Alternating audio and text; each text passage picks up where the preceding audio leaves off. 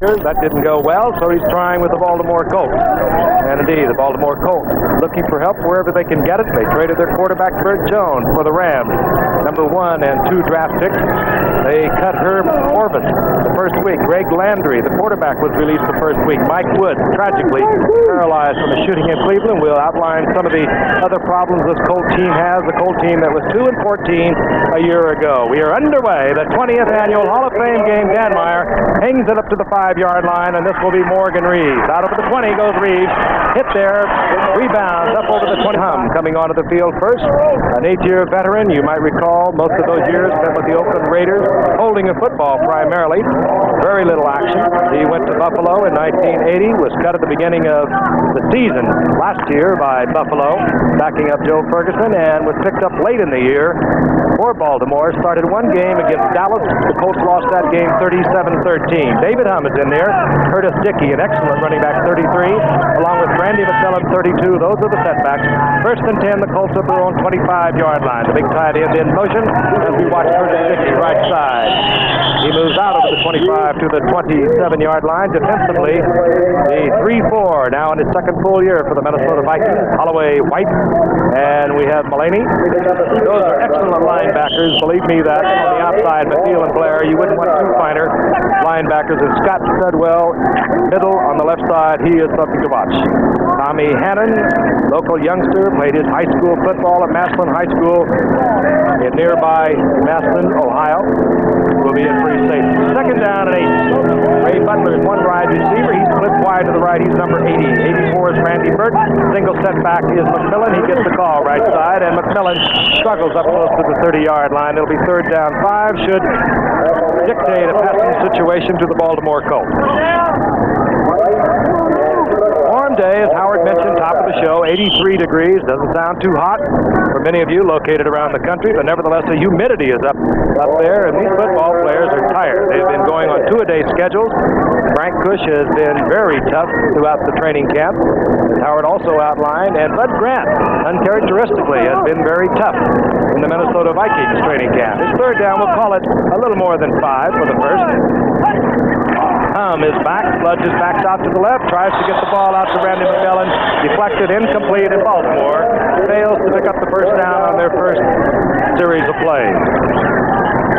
And right now, Howard will have a chance to look at Baltimore's number 2 draft pick, Ron Stark, out of Florida State. A great punting record there. Big man, 6'3", 195-pounder. Highest punter to be drafted in terms of number of round selections is Russell Erxleben in 77. Kicks left-footed, is right-handed. Deep is Eddie Payton, a threat whenever he gets his hands on the football for the Minnesota Vikings. That one hurried by Stark is low, the kind you return. Hustling down there, a Baltimore Colt takes Eddie Payton at the 37-yard line, where it'll be first down and 10. Getting down there quickly for the Baltimore Colts was number 38, that is Johnny Wright. And now the offensive unit led by Tommy Kramer comes on the field for the Minnesota Vikings. Kramer, again, he had a lot of personal problems during the offseason. Apparently those have all been resolved. He missed 2 games last year and nevertheless passed for over 3,000 yards, his third consecutive year over 3,000 yards for the Vikings since he replaced Fran Tarkenton in 1979. Kramer right up in the air, immediately goes out to Ahmad Rashad. Rashad, the venerable veteran, comes down with the football, timed it out perfectly, should be first down out near the 47-yard line, covered there by Sid Justin. You know, funny thing about the Vikings is the replay. The funny thing about the Vikings is that Coach Bud Grant is viewed as a person as a conservative, and yet his teams have consistently been among the most progressive offensively in football.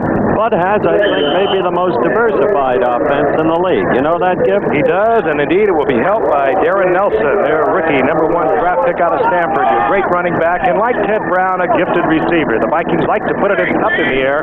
That catch by Rashad just short of the first down. It'll be second down, less than a yard to go. And still, Kramer wants to go on top. He has the big tight end. And a great one is Joe Spencer, slightly open, but he could not hold on. Let's take a look at the defensive unit. They are not your household names on the Baltimore Colts. They have struggled. They have moved people around. There they are, Hosea Taylor out on the right side. The second-round draft pick, Wisniewski from Penn State, trying to nail down that nose guard position. We'll be watching him today. Leo Wisniewski, 263-pounder, rookie from Penn State. Now we have the two tight ends for Minnesota on third down, less than a yard to go. Bob Brewer steps in with Joe Spencer. Brewer wearing number 82.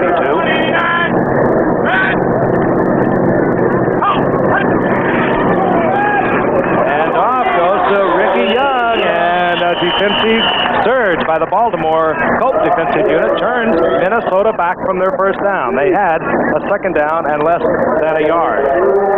Keep your eyes on 67 Wisniewski out of Penn State. Brilliant young rookie. He had himself some game against Southern California for Penn State in the Fiesta Bowl. Completely dominated Foster during the course of the contest. He's the nose man, as for the first time Baltimore goes to a 3-4 defense. Last year, as Frank noted, Minnesota turned to the 34. 3-year starter for Joe Paterno at Penn State. We'll be watching him as we look at Morgan Reeves for the Baltimore Colts awaiting the punt near his 10-yard line. Greg Coleman to do the kicking, as he did for the last 5 years for the Minnesota Vikings. Fair catch indicated by Reeves. He wants it bound into the end zone, and that's exactly what it does. Baltimore will have their second possession at their own 20-yard line following the touchback. 55-yard punt by Greg Coleman. We'll be back in Canton, Ohio on Hall of Fame Day this morning with the induction of the 4 new enshrinees in the Hall of Fame. We'll be talking about that throughout the game. You'll hear from them at halftime. Baltimore, first and 10, their own 20-yard line. David Humm fires quickly out to Ray Butler, the third-year man from USC. Butler up close to a first down near the 30-yard line, perhaps a foot short. Leading wide receiver for Baltimore a year ago with 46 receptions was Butler.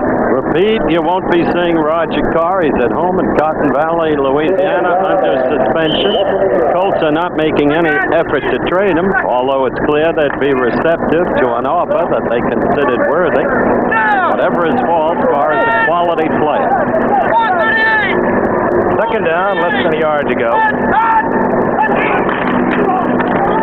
McMillan pulls forward over the 30-yard line, out close to the 32-yard line, the first down of the game. And thus far, we've had no penalty flags. We like that because Fred Wyatt and his boys hopefully will not be too busy today. You would expect many penalties in the first football game after only about 10 days of practice. We've also had no miscues or turnovers. There is the Hall of Fame hard behind this venerable old stadium. Again, at halftime, you'll be hearing from the newest inductees, and a classy group it is. Sam Huff, Doug Atkins, Merlin Olsen, George Musso. Humm, out of the flat he goes. Curtis Dickey is the receiver, and Dickey in the arms of Fred McNeil. Constant Pro Bowler, Fred McNeil, as is Matt Blair on the other side. Their linebackers were good enough, Frank, for them to have traded Jeff Seaman off to San Diego. That, of course, a trade that took place just prior to training camp. There was a loss of 4 yards. It'll be second down and 14. The ball marked close to the 28-yard line. First quarter moving briskly here in Canton. A little more than 9 minutes remaining here in the first quarter. Humm with the short roll to the right, finds the pocket, goes to the tight end, McCall, short of the first down, out to the 38-yard line.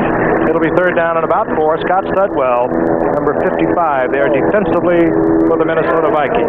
Reminding you again, the Vikings last year, 7-4 at the three-quarter mark of the NFL season. They dropped their final 5 games. The Baltimore Colts beat New England the opening game. They lost 14 straight. They beat New England in the final game of the season, so they were 2-14. Third down and 4. Doug Martin in there defensively as the Vikings employs, you can see, a 4-man front. Humm on top. And looking out to the wide receiver. Number 84 is Randy Burke. It's incomplete. John Turner defensively there for Minnesota. A little more zip on it, and Baltimore perhaps could have picked up their first down. Here it is again.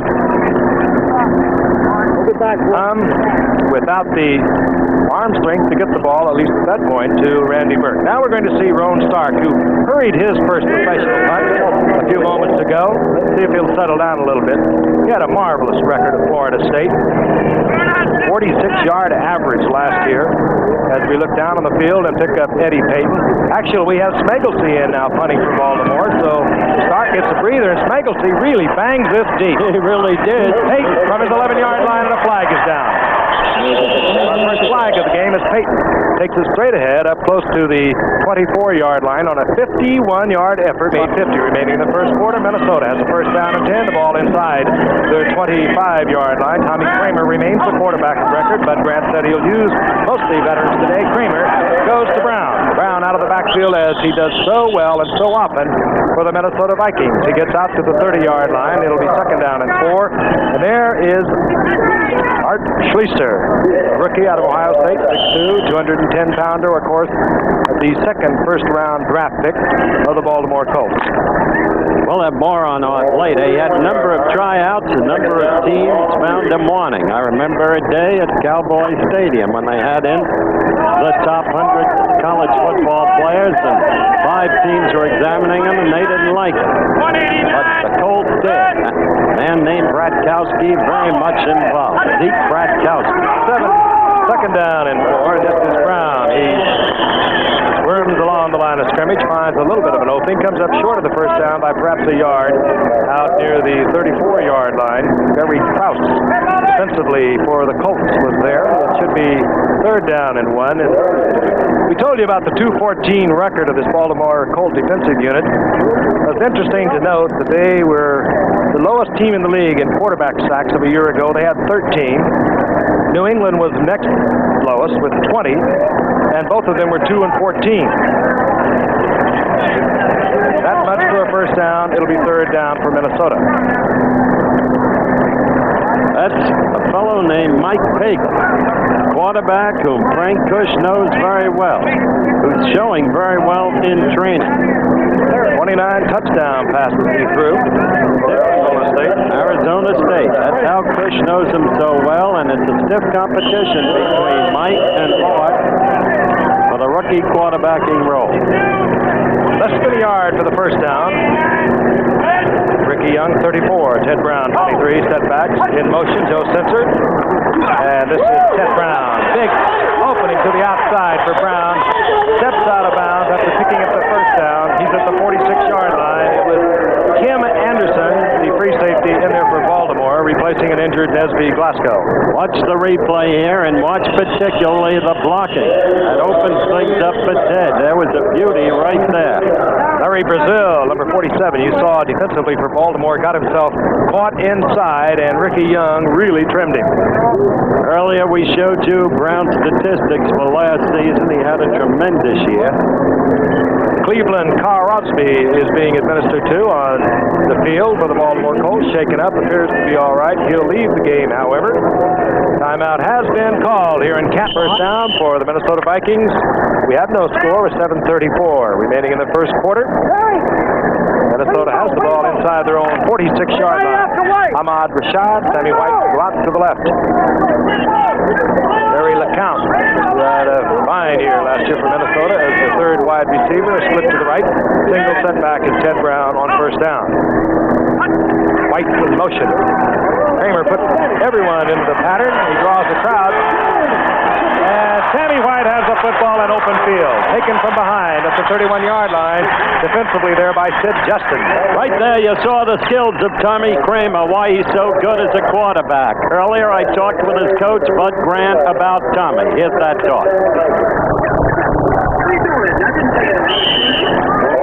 Well, we'll get to that a little later on as we look at Tommy Kramer scrambling out of the mess.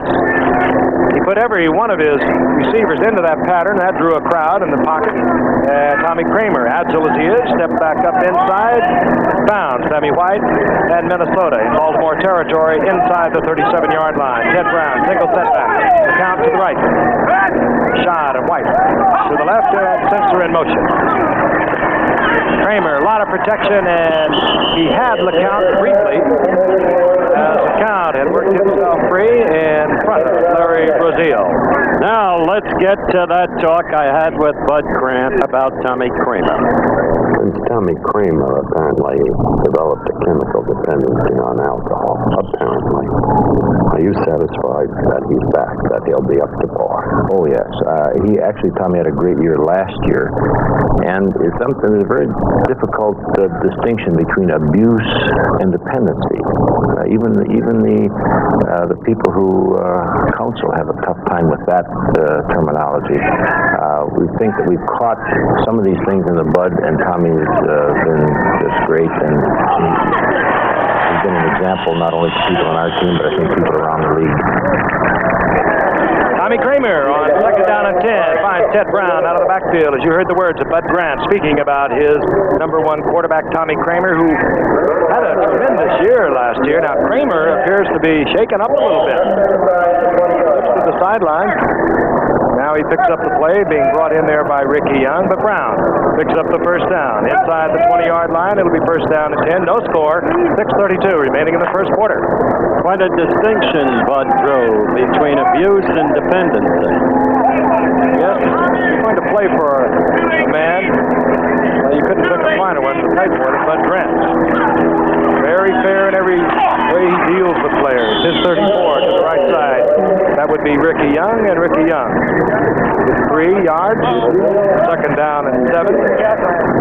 Gary Patchen defensively in there at linebacker for the Baltimore Colts. He's in there because Steve Heinkreiter is out with a shoulder injury. A lot of injuries, Ed. Simonini is not here for Baltimore. He has an ankle injury. He described some of the players that are not with the Colts. Maybe recognizable names. Roger Carr on suspension. Wade Griffin, the fine offensive tackle, had to retire because of a neck injury. Call it second down and 8. Ball near the 18-yard line. Ted Brown, single set back. The motion man is Sammy White. Kramer, strong arms, one to Rashad, and that was a pass that was incomplete, that one would suspect would be completed in November or October when the arm gets it timed out with the receiver. The fans have probably noticed that a familiar figure has not been in the Minnesota offensive line during this drive, the name Ron Yary. He's asked to be traded. His fate remains to be determined. Mike Lynn, general manager, is hopeful that he'll be coming in soon and talking with Bud Grant. Meantime, he's being replaced by a very good one, number 76, Tim Irwin, and this is his second year. He went to the University of Tennessee. Solid young football player. But big shoes he's attempting to fill.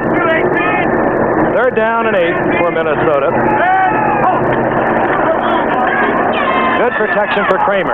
Sensor with a brilliant one-handed catch. He'll be short of the first down, but it might put the Minnesota Vikings in a position to go for the first. He's very close. Sensor is the young man who burst into such prominence last year. Former basketball player, a low-angle look at this play again, and the kind of catch he just made was typical of his play in basketball. Great hands and a great leaper.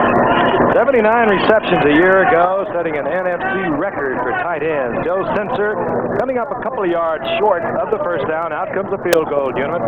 Rick Danmeyer comes on.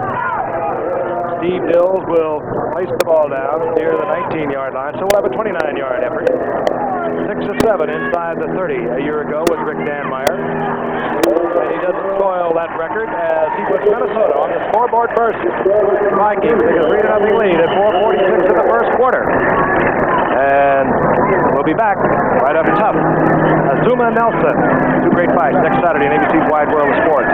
Minnesota kicks it off. And bringing it out is Reeve.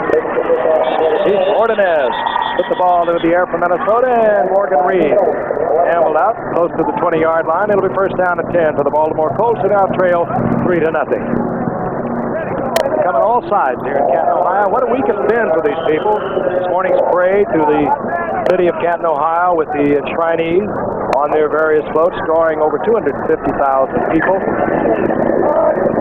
They come out of the woodwork for Hall of Fame Day here in Canton, Ohio, where football was born. First down and 10, Baltimore. Tom remains the quarterback. Play action. Throws it up, and coming down with it is Ray Butler. Fine catch. He was covered well, but Butler gets the first down out near the 38. I tell you, that ball seemed up for grabs. Give Butler a lot of credit on this play. While Butler isn't the fastest receiver in the world, he is a clever one. He gets position, runs excellent routes, and he showed it right there. So Baltimore moves up to their 39-yard line. Randy McMillan, right side. He stripped up. Nifty effort there by Matt Blair. He's the other linebacker that we've already been talking about. Quickness, speed, height, 6'5", 229 pounds, out of Iowa State.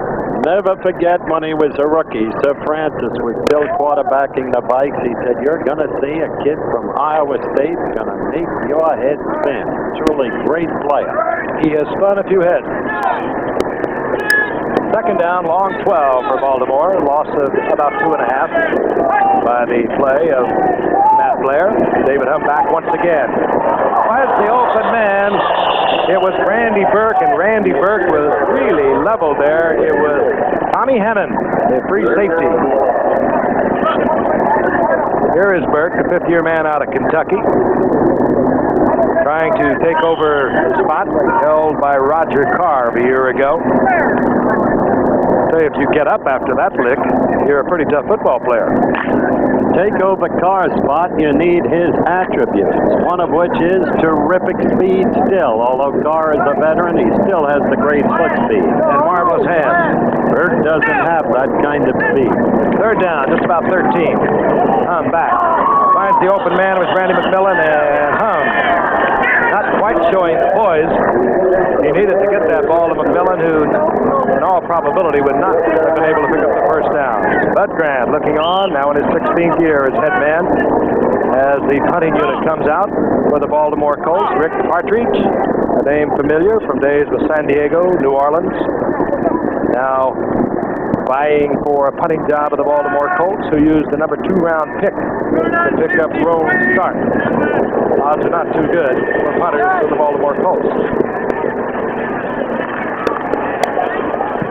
Right-footed kicker hangs it high, and it turns over, and Eddie Payton is there at his own 22.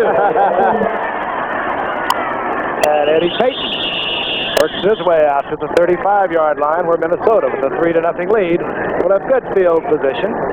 3:05 remaining in the first quarter. Rick Partridge with a nice punt. We'll be back. Along with Howard Cosell, watching the Minnesota Vikings, the Baltimore Colts. Of course, the 28 teams in the NFL play this game. They go in rotation, and this year the rotation called for the Colts and the Minnesota Vikings to be here. We had our second thoughts a little early in the week whether Bud Grant was going to be here. We'll talk about that in a moment as we see a little mishap at the line of scrimmage. Bob Brewer of the Vikings looking as though he might have moved illegally. Early in the week, you false start.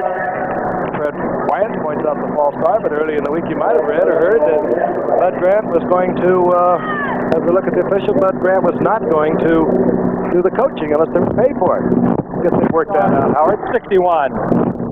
Did you speak with him on that? I certainly did. Bud said, "My aim was to call the matter to the attention of the league. We've succeeded in doing that.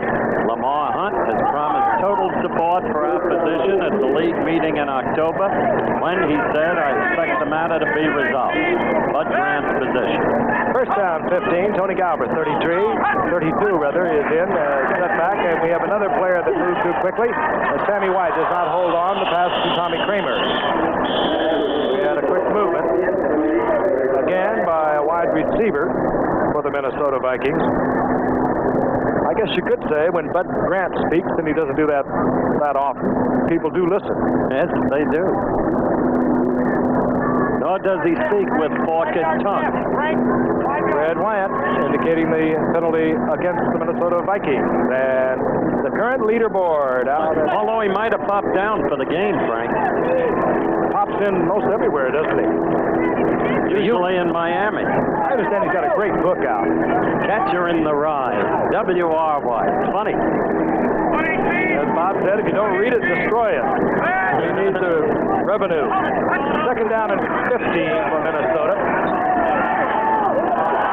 Galbraith gets the first down for Minnesota from back at their own 31-yard line. Galbraith out to the 48-yard line for the first down.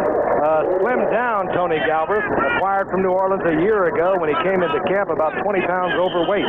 That's like a racehorse now, Howard. That's right. That's the old story right there, and Grant expects great things of him. That's what you fans want to use this game for, to see how the veterans are shaping up, how they've changed, if at all, and to get a glimpse of the rookies in their very first effort. No pretension here that this game is a vital game or anything else. Youngster we have not seen yet from Minnesota, their number one pick, the All-American from Stanford, Darren Nelson. We anticipate maybe a little bit of work for Nelson, who reported late. First down and 10. Tony Galbraith picks up a yard to midfield. It'll be second down and 9. And as you can see, it's warm in Canton, Ohio. Why didn't you get one of those things? I had one. I had the one with the propeller on it. I thought you'd be parachuting in with the troops. We had a little demonstration before the game. Frank, as a member of the Hall of Fame, inducted some years back, was asked to participate, lacked the courage. I told him to call Russ Francis. Second and 9, Galbraith. Single setback for the Vikings. Make no bones about it, they like to throw the ball. And Galbraith,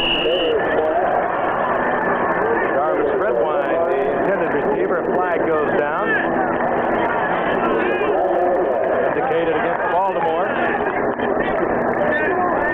When Bud got Tony from New Orleans last year, you hit it on the button. He came in at 222 pounds. Now he's almost sylph-like by comparison. Big one being marked off against the Baltimore Colts. Here's the call. Personal foul, roughing the passer, 92. First down, James Hunter. A little overeager against Tommy Kramer. Cost the Colts 15 yards. First and 10, Minnesota. 35-yard line of the Baltimore Colts. 1:26 remaining in the first quarter. Vikings on top, 3-0.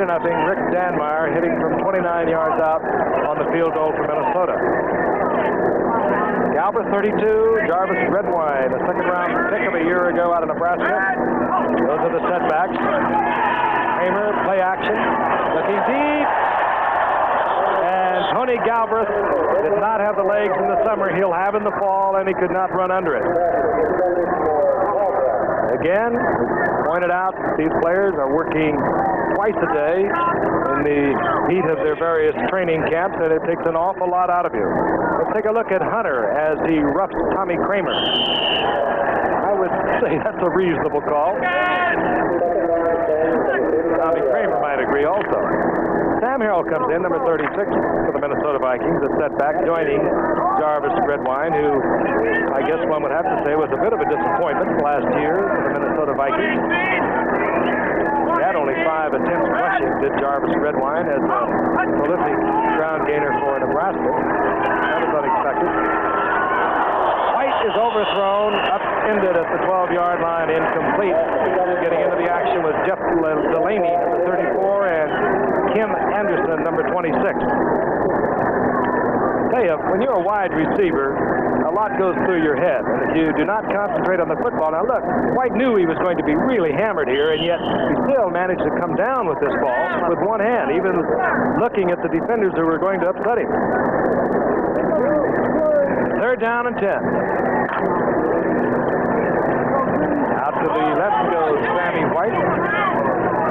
He's joined out there by number 87, Leo Lewis, second-year man out of Mississippi State. The count is to the right. Good protection. Baltimore in the zone. The intended receiver, Leo Lewis. The zone working to perfection. The Colts had rolled to the right. And Larry Brazil was right there. It'll be fourth down. And let's see whether we get the punting unit or the field goal unit. Bowden comes out, number 5 for the Minnesota Vikings. Fourth down and 10, and Bowden, youngster out of University of Minnesota at Duluth, will be looking to angle it to the sidelines. The Colts do not even have a man deep deep. Now they drop number 48 deep. That's Lamont Meacham. He's just there in case Bowden tries to just punch it over the line of scrimmage. Bowden bobbles the ball. Almost had it blocked. Minnesota in downfield in good position, and it's down by John Swain inside the 5, close to the 2-yard line. Baltimore deep in their own territory. Oh, yeah. Go ahead. Well, Vicky's got one. That's true. You're verging on grandparenthood. You're well preserved, Frank. My daughter, Vicky. Of course, she gave me a book the other day, How to Act Like a Grandfather. Here comes Art Schlichter, a rookie with a tremendous record at Ohio State. Of course, here in Ohio, receiving a rousing ovation. Fourth player taken in the draft. The Colts' second first-round draft pick. Set virtually all of Ohio State passing records while he was there. Ranked second in Big Ten history, only to Purdue's Mark Herman. Keeps it on the ground. This time Curtis Dickey finds a little opening on the outside. Cuts back into traffic, gets to the 5-yard line. A gain of 3. It'll be second down and 7. Tommy Hannon up there first for Minnesota. A lot of pressure on Schlichter. Not only is he the man the Colts look for now that they've traded Bert Jones to the Rams, but he is not coming in with a strong football team. It's a little easier when you have the great reputation if you come in with a team that has a lot of people to help you. On the other side of the coin, it'll give him earlier opportunity. And a lot of bumps and bruises. Second and 7. Randy McMillan. McMillan out close to the 7-yard line. Gain of about a yard. It'll be third down and 6. Randy Holloway defensively there as you see the second ticking off here in the first quarter. Minnesota on top 3-0. And Baltimore will not get another blitz. Schlichter in trouble in the end zone. Fires his first professional pass. Is complete. Out close to the 20-yard line. Reese McCall there. First down, Baltimore. And earlier, Howard had an opportunity to talk to Frank Cush about this youngster who has so much riding on his shoulders. Frank, what attracted you to Art Schlichter? Well, I think Art's a winner. I think that's the most important thing. You know, the scouts came out and says he throws a loose spiral on the whole bit and everything else. He's been a winner in high school. He's been a winner at the collegiate level, and there's no question in my mind he'll continue to be a winner. I think it's going to take him a little time to develop, but overall he has all of the attributes to be a successful quarterback. 6'2" and 210 pounds. Art Schlichter hands off to Curtis Dickey, the quick one out of Texas A&M. Dickey sneaks a couple out to the 22-yard line. It'll be second down and 8. Cush said it all in a nutshell in that answer on Schlichter. There are the first quarter statistics. Minnesota leading in first downs, rushing yards, heavy edge passing yards, total yardage, time of possession, not materially different. But the point is he was well aware of the rap put on Schlichter by other scouts, as I emphasized earlier. And Ratkowski looked at the kid and fell in love with him in terms of his physical abilities, his attitude. They did notice that he didn't turn the hips enough in throwing the pass, and therefore didn't get full leverage sometimes in his pass, didn't get his body behind it enough, and that resulted in what you heard Cush say, loose spiral. And it will be second down and 8 for Art Schlichter, the man who threw for 50 touchdown passes at Ohio State, over 7,500 yards. He also ran for 1,300 yards. Good athlete as Randy McMillan bounces to the outside, pulls forward over the 25 to the 27, short of the first down by about 3. It'll be third down and 3. Tommy Hannon defensively there. McMillan's potential is still very much before him. Remember the great debut he made as a rookie out of the University of Pittsburgh last year against New England, gained more than 100 yards in his initial effort. A lot of power. He had a pretty good year on a 214 team last year with almost 600 yards rushing. A good year on a 214 team is surviving. Third down 3. Schlichter. Sacked. Well, I don't know whether it's sacked or not. But He feels the weight of Matt Blair, who's in on the blitz, and he loses back close to the 25-yard line where it'll be fourth down. So Art Priester will move to the sidelines, and the punting unit will come on. Seeing a lot of punters in action today. Now we go back to Roan Stark, the rookie second-round draft pick out of Florida State, who had such a tremendous collegiate career. Career average over 42 yards, but last year he was over 46 yards as you look at Eddie Payton, who settles in at Minnesota's 28-yard line. Roan Stark. This time he very calmly goes with the drop. He drills it over Eddie Payton's head. It's down to the 5-yard line. They kill it at the 4, and that's why Roan Stark was drafted in the second round. He hurried his first punt of the day. It was end over end for about 35 yards, and he really banged that one 71 yards for Roan Stark, and that's what the Colts anticipated from this youngster. Wow, he really hit it. The quarterback for the Minnesota Vikings out in front of the Baltimore Colts, 3-0, is Steve Dill. Fourth-year man out of Stanford University. Led the nation in passing, as you might recall. Was drafted number 4 by the Minnesota Vikings in '79. Replaced Tommy Kramer at the beginning of last season. Had that 37 of 62 against Tampa Bay in the opening game. And he completes his first pass. It's to Jarvis Redwine. And Redwine squirms up to the 10, out to the 11-yard line. Gain of about 7. It'll be second down and 3. Gary Patchen, first-year man out of Arizona State, of which there are 7 on the Colts roster, made the stop for Baltimore.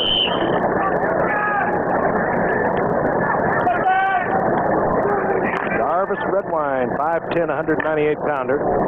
We have not seen Darren Nelson, the rookie from Stanford, who runs the ball so magnificently. Also, fine receiver for Stanford. This is Redwine, and Redwine will be short of the first down. It'll be third down. The great old veteran. I talked with Bud Grant on Ahmad. Ahmad, is he still great?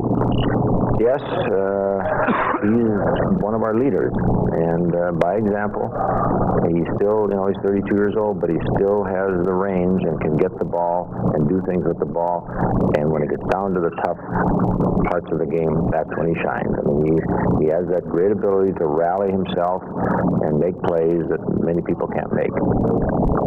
Has he ever? Over the last few years, I think going back to 77, Ahmad Rashad has been the leading receiver in the NFL. 472 receptions for Ahmad Rashad, playing in the Hall of Fame game where someday a bust of Ahmad Rashad will probably be enshrined. First down and 10 for Minnesota. Ball just inside their own 15-yard line. Hill back looking. Lots of time. Complete to Bob Brewer, tight end, out to the 20-yard line. A gain of about 6. It'll be second down and 4. Beautiful guy, Rashad. Big personality. Doing on-air work locally in the Twin Cities. He's good, too. We saw him up there last year. He put the same kind of dedication into it as he has a football player. Now in his 10th year, came up as Bobby Moore with the St. Louis Cardinals. Went up to Buffalo. For some inexplicable reason, the Seattle Seahawks Still don't believe it. Second down and 4. Till, strong arms the ball out to Leo Lewis. Incomplete. He does not hold on, and a flag goes down. Called a late hit, I think. Might have been just a little late getting in there for Baltimore. Sidney Justin, number 44. Let's look again. This is Leo Lewis, the second-year man out of Missouri. Hill's a little high with the pass. Up goes Lewis. Obviously incomplete. Actually, what they're going to call is that hand hitting the headgear. Here it is. Personal foul, unnecessary roughness, number 44. First down. Do not hit the headgear anymore in pro football. Sidney Justin called for Baltimore. First down, Minnesota, out over the 35-yard line. Sammy White put to the left by Steve Dill. Leo Lewis put to the right. Out of the I formation. Brewer in motion, and everybody wobbles and moves, and this penalty will work against the Minnesota Vikings. Number 71 in there for Minnesota with an early movement.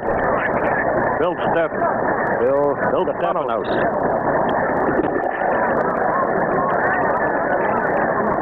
I remind you, next Saturday on ABC's Wide World of Sports, it'll begin at 5 o'clock Eastern, 4 o'clock Central. And another great fight we'll tell you about a little later on as we look down at the first down and 15. Bill's adjusting his flankers. Put Brewer in motion. Hills had LeCount wide open underthrows as he was under pressure. Sanders Shriver back defensively for Baltimore. It'll be second down and 15. A lot of talent on this Minnesota team. Their collapse last year came most unexpectedly. They had given us a whale of a game in Denver the time Bud Grant instituted the 2-minute offense with 8.5 to go, and Minnesota almost stole the game that Denver seemed to have under control. Then we had them, and they had a fine first half against Atlanta. But according to Bud, after that first half, the team was just massacred by injuries and died. And dropped the last 5 games of the season. Second and 15. This is Harrell. Harrell works well behind the block. The flag is down as Harrell picks up yardage down to the 48-yard line of the Baltimore Colts. But again, a flag is down upfield. Being discussed there with Fred Wyant, and holding against Minnesota. Well, maybe he did not cut behind a fine block. He might have cut behind a fine hole. Fine hole. That's meantime, Frank, I think we might mention no material change in the rules this year, with the possible exception of the call on the incidental face mask infraction, where it's 5 yards but no automatic holding, number 56. Second down. Call holding works against David Huffman. Sue Howard, I talked with Art McNally at a little seminar I had with McNally and his staff this past week, and they analyzed everything in pro football, and they determined that out of 130 face mask calls of a year ago, 120 were incidental, and they felt the assessment of 5 yards and a first down was just too much. Therefore, they have changed it. It's just 5 yards. Second down, about 22 yards to go, and Dills is back. That's a lot of time. Almost caught there by Leo Lewis. Defensively, it was Brazil for the Baltimore Colts, and also getting in there with Sid Justin, number 44. Reverse the angle for you and let you take a look at Dills. He has all the time in the world. No pass pressure for Baltimore. That was their major problem a year ago when we pointed out earlier that they only sacked 13 quarterbacks last year. You do not win football games that way. They also only came up with 16 interceptions. The two teams with the lowest records in the NFL, New England and Baltimore, of the year ago, both had the fewest sacks. On 3rd and 21, this is Harrell on a Dills completion back to the 28-yard line, far short of the first down. A rookie from Bethel College. Deep is Morgan Reeves. He adjusts at his 29-yard line. Too much time. Jeffrey Wilson will give it another go, and this time Morgan Reeves steps up 5 to 7 yards, anticipating that Reeves may have to hurry this punt somewhat. Reeves with a nice turnover spiral. Takes it, and flags are down, but Reeves finds an open area to the left side and gets back to the 35-yard line. We have a pair of flags down, however, and they usually work against the return team. They certainly will in this case. Clipping against the Baltimore Colts. So a fine return by Morgan Reeves will be nullified. At the yard line, the quarterback remains Art Schleister. We have a change of wide receivers. Kevin Williams, at 21, is one wide receiver. Now you see him in motion. Schleister. Play action. Trying to go to Matt Booza, free agent out of the University of California. There is Booza. Nothing but purple people eaters around him. Booza played with Roger Plata, the former head coach at the University of California, that is now on Frank Bush's staff in Baltimore. It'll be second down and 10. Booza, 15, Matt Booza, and Kevin Williams, 21. And now Dorothy Shula's son, Dave Shula, comes into the lineup for Baltimore. Second and 10, and we get the draw. Randy McMillan bulls over the 20 to the 22-yard line, a gain of about 3 yards. It'll be third down and 7. Well, give him 4. We'll call it third down and 6. And he did ball. Bent over, low center of gravity. Powerfully built man. The Dave Shula I'm referring to, of course, is also the son of Don Shula. But I thought Dorothy would like that. Fine athlete out of Dartmouth, now in his second year, made the Colts team as a free agent a year ago after setting numerous records up at Dartmouth, teaming there with Congressman Jack Kemp's son, who is now with the Rams. Third and 6, Schleister gets it to McMillan, and McMillan will be close to the first down, upended by John Turner, but he gets the first down at the 29-yard line.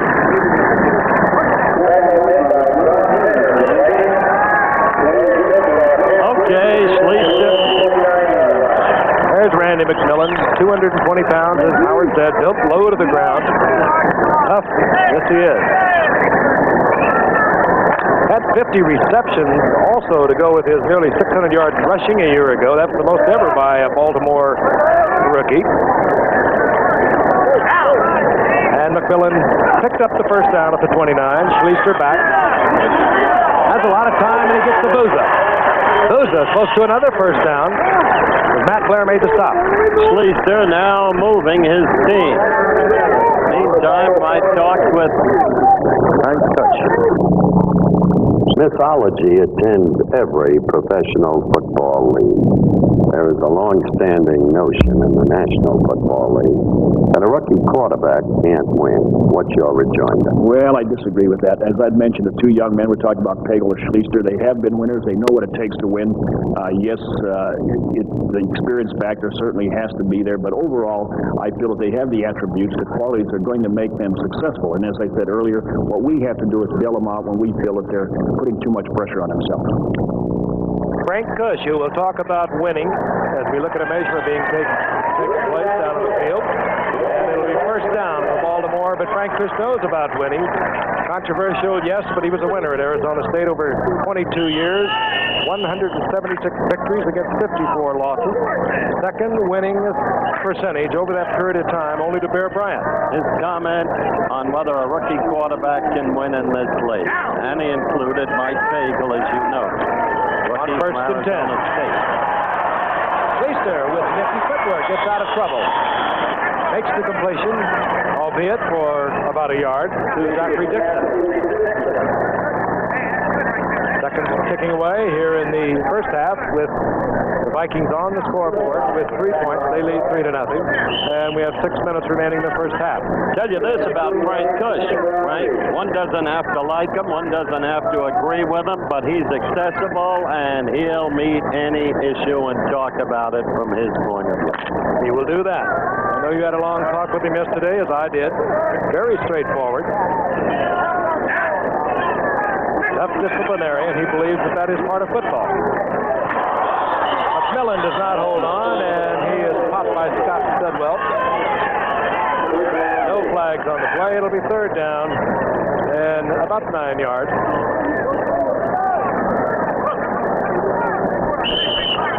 Of course, when we talk of Frank Kush, we cannot avoid the lawsuit that was brought up by Kevin Rutledge, one of his players, against Frank Kush for mental and physical assault. Federal judge in California threw that one out of court, and appellate court said yes, that Kevin Rutledge could sue. And so we understand that that is on its way to the Supreme Court. It should be heard sometime this fall. Of course, other charges, all of them apparently dropped against Frank Kush, who left in '79, went up to Hamilton in 1980, and of course returned to Baltimore this year. Delay a game on the part of Baltimore. You'll see a lot of that in this game. We've seen it over the years, Howard. That's true, and of course the reason is it's so early, so recently begun. In the meantime, Kush gave a startlingly forthright interview to a local press correspondent in which he said his team was even poorer than he had anticipated. I like that. I really did. I mean, he laid it right on the line. You said, I'll agree with you totally. He's a very straightforward man. He also told his assistant coaches not to buy home. Kevin Williams doesn't hold on. A pass that should have been caught, and well, for Kevin Williams, you don't drop an Art Schleister pass right in your hands in front of Art Schleister's state of Ohio fans. They didn't like it. He was wide open. Schleister right on target. They're in his own defense. Williams found the zone. You believe that? And now the punting unit back on the field for Baltimore. Dave Smeglesy, first-year man out of Virginia Tech. His own start to hit a 71-yarder earlier. We'll watch the training camp opposition will try his luck. Smeglesy, short. It doesn't turn over. Here's Eddie Payton. Payton hammered and pops up the football, but they'll mark it where he had fallen to the ground at the 32-yard line. Minnesota has the football once again. They'll bring out quarterback Steve Dills once again, and we'll be returning to Canton after this. Guerrilla Sports champion Salvador Sanchez taking on a scrappy Azuma Nelson in a telecast of a recent and terrific fight. First down and 10 for the Vikings. They have the ball at the 32-yard line. Sam Harrell, single setback in there with quarterback Steve Dills. Seeing a lot of player changes take place now in the heat of the day, and once again we have a Minnesota Viking moving illegally. That's Bob Brewer, number 82. His primary work with the likes of Joe Simpson, a tight end for Minnesota, the second tight end for the Vikings. But a good athlete. Been around as Bob Brewer. Started out in Houston, and he tried out in Dallas, and he was in Saskatchewan, the 49ers. They finally waived him, and Minnesota got him in 79. First down. And Cato State, Where the Vikings used to train. The Vikings will be moving this year into Hubert Humphrey Metrodome, downtown Minneapolis. Very lively turf they have there, and they figured that Darren Nelson, their rookie first pick. Here comes Sam Harrell. Harrell kicks in the afterburner at midfield and gets down inside the 40-yard line of the Baltimore Colts. And once again, Minnesota gets outside on Baltimore. You're a cornerback. You've got to turn that inside. Take a look again at Sam Harrell, who saw very little action. Did a block by 76. We told you about Tim Irwin earlier. He really sprung him. Second-year man from Tennessee. Harrell, who only rushed one time for the Vikings last year, gets the first down at the 45-yard line of Baltimore. Jarvis Redwine comes into the lineup. Dills drops back. Incomplete as Redwine could not hold on. He was hammered there by Krause. Harry Krause, first-round draft pick out of Alabama a couple of years ago. Good hard hitter. Redwine was eagerly looked upon last year as rookie year. But then some of his own teammates began to whisper the raps against him that he wouldn't run inside. You're smiling, Frank. You know it's true. Well, I'll tell you something about his intelligence. He really did have a fine career in Nebraska. 1,000 yards years as a junior and senior. Second down and 10. Dills. Great shot to Sammy White. Dills. Strong arm to the 26-yard line. First down right in front of Sid Justice. Now that's the kind of zip you have got to put on the football if you're going to go outside and deep. Sammy White will take it up, and he moves Justin deep, turns him totally around with that little move to the inside, and it gave him that step and a half, and Dills was absolutely perfect.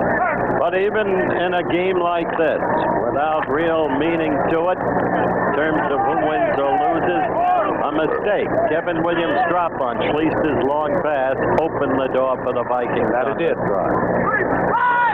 Marty McDowell, number 88, wide receiver now for the Vikings. Second-year man out of Mississippi State. Play action by Dills. Looks back. Fires over the middle. Complete. Brewer down to the 17-yard line. Short of the first down by a couple. Draft picks. 4:20 remaining in the half. 3-0 Minnesota leads. They're threatening as Redwine tries the right side. Are they going to rule this a fumble or have the whistle blown? There was a scramble for it. Yardage appears to be enough for a first down, and indeed it is. Minnesota, first down and 10. Close to the 15-yard line of Baltimore.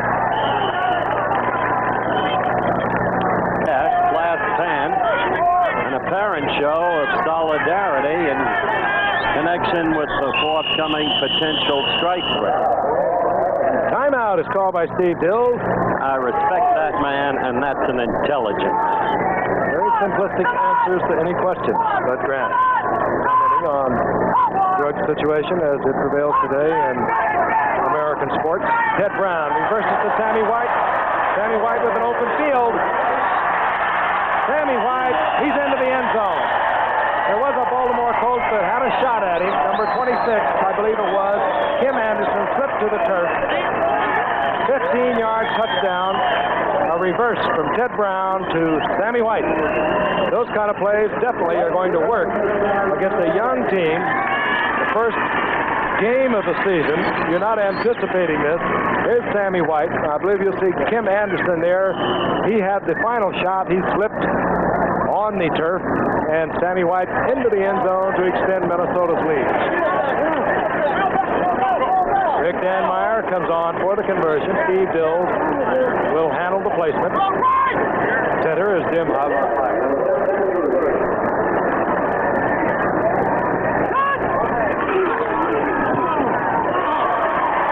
And Danmeyer puts it through the uprights, and the Minnesota Vikings step out in front.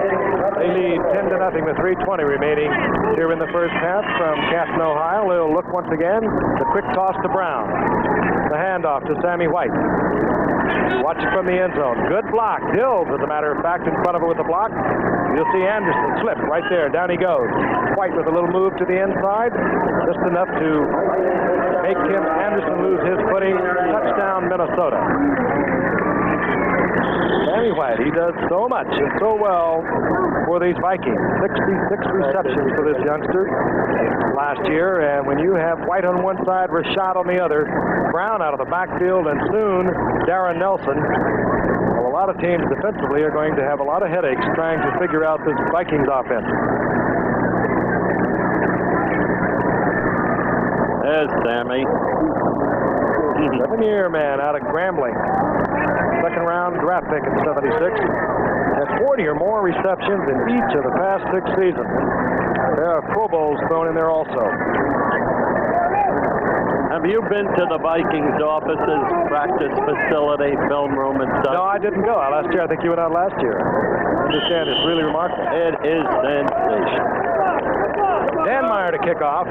Morgan Reeves is stationed deep for Baltimore. Steps up to the 10-yard line. He's on his way.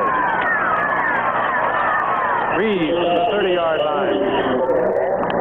And the offensive unit for Baltimore, who have been unable to raise the goose egg from the scoreboard, comes onto the field, headed by Art Schleister, who's shown well here in his first professional outing.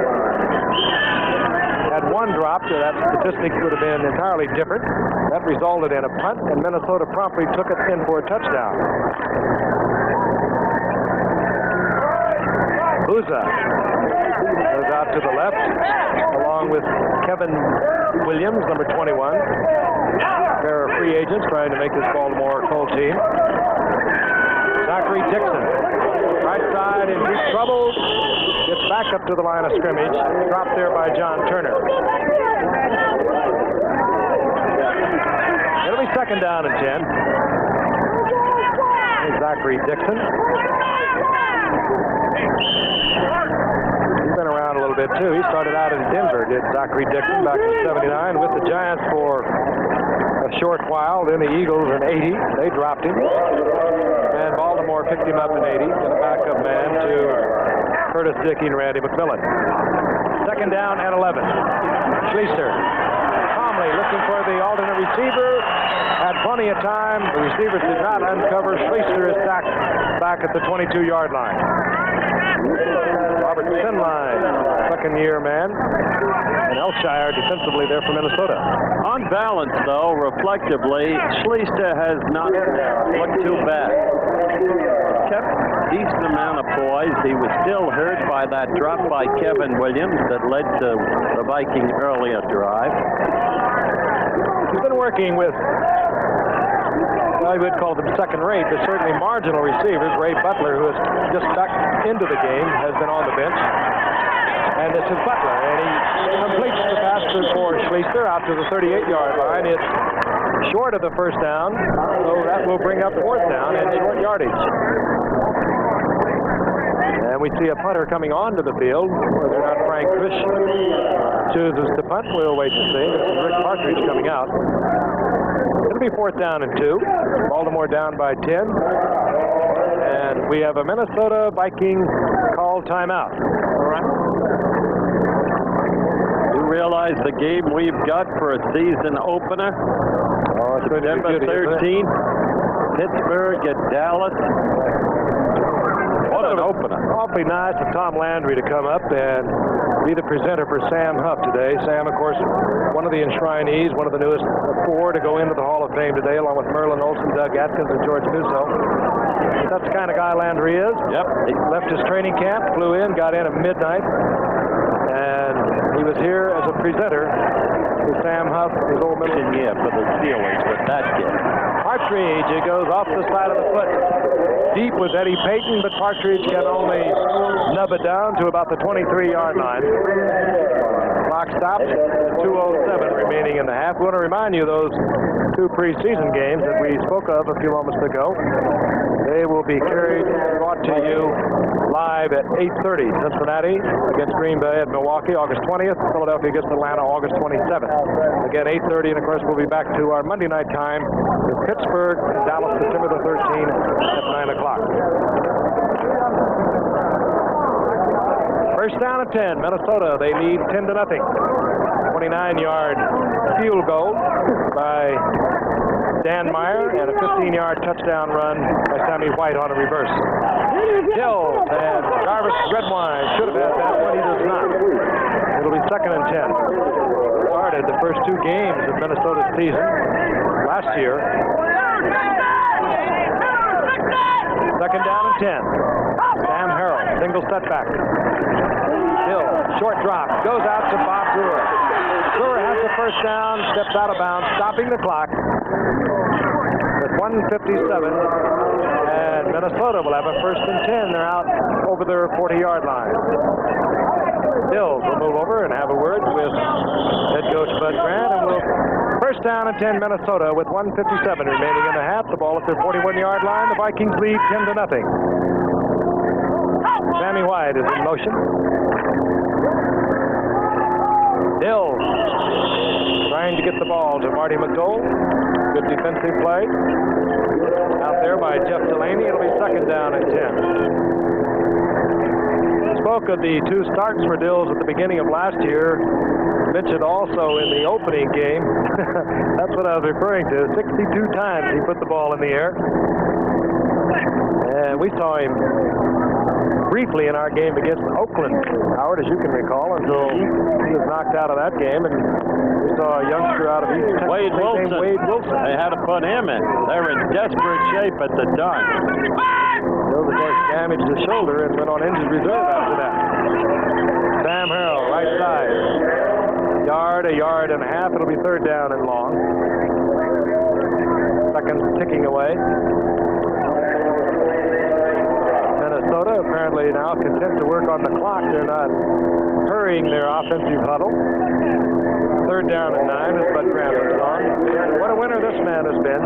Now in his 16th season, he's won 11 divisional titles. He's coming to the Vikings after a great career as coach up in Winnipeg. He's come a long way from Winnipeg. You know, if you throw in his Winnipeg victories, his NFL wins, there's only one other coach in the history of this game who has won more games. That would be George Halas. Harrell holds on short of the first down at the 47-yard line. You mentioned George Halas, Papa Bear, incredible, octogenarian. Here today is the presenter of George Musso, one of the originals in the Munsters. For Minnesota. Coleman's been with the Vikes now for 6 years after starting his career just up the road with the Cleveland Browns.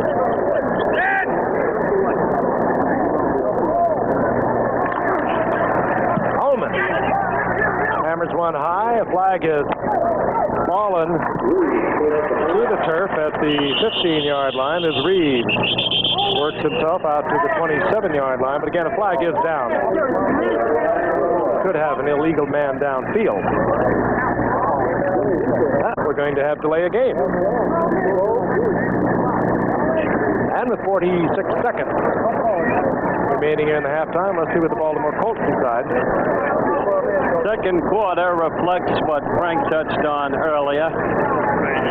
How the men are not really ready yet. Crisp football. 12 men on the quarter field. has hung heavy. First down. 12 men on the field. Well, that again reflects what we were talking about. Yep. Each team has about 75 players in uniform, and I know Bill has White to the top of your screen. He has the speed. Hills, White with a good move.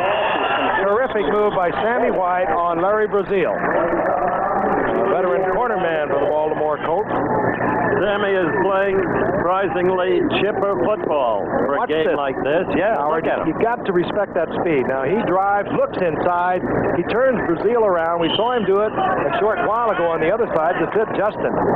He gave it that little look. That caused Brazil to take his eye off White, look for the ball. Of course, it wasn't coming. And as he took his eyes off White, White broke it off to the outside. Wide open. First down and 10. Ball near the 28-yard line. 40 seconds remaining in the half. Bill. In and out of the end zone. Marty McDole, the speedster, out of Mississippi State. Well covered back there. Noted for loving to hit.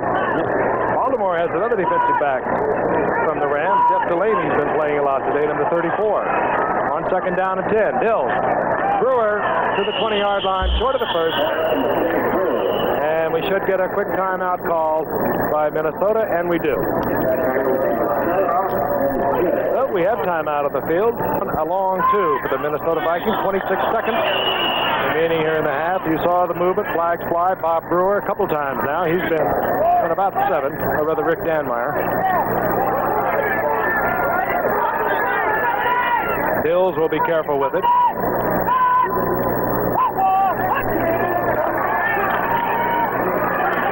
Goes out to Harrell on the checkoff. Harrell struggles to get out of bounds and the first down. He'll be short of the first down, but he stops the clock with 20 seconds as Ozdowski of Baltimore takes him out of bounds. Fourth down, we should see the field goal unit. We may not, however, because, again, this is preseason play, exhibition, whatever you want to call it. And Bud Grant was very unpredictable, but right now we have Ish Ordonez. 5'5" kicker out of Arkansas coming on the field, a free agent. The Vikings have a very accurate field goal kicker in Rick Danmeyer, but he does not kick long. 47 yards as long as last year, and there were moments, Frank, when he was under heavy fire. So Ordonez has it on its way. And Ordonez, who could just about walk under the arms of 59 Matt Blair, receives congratulations. He's 5'5". But he collects 3 points for the Minnesota Vikings with 16 seconds remaining here in the half.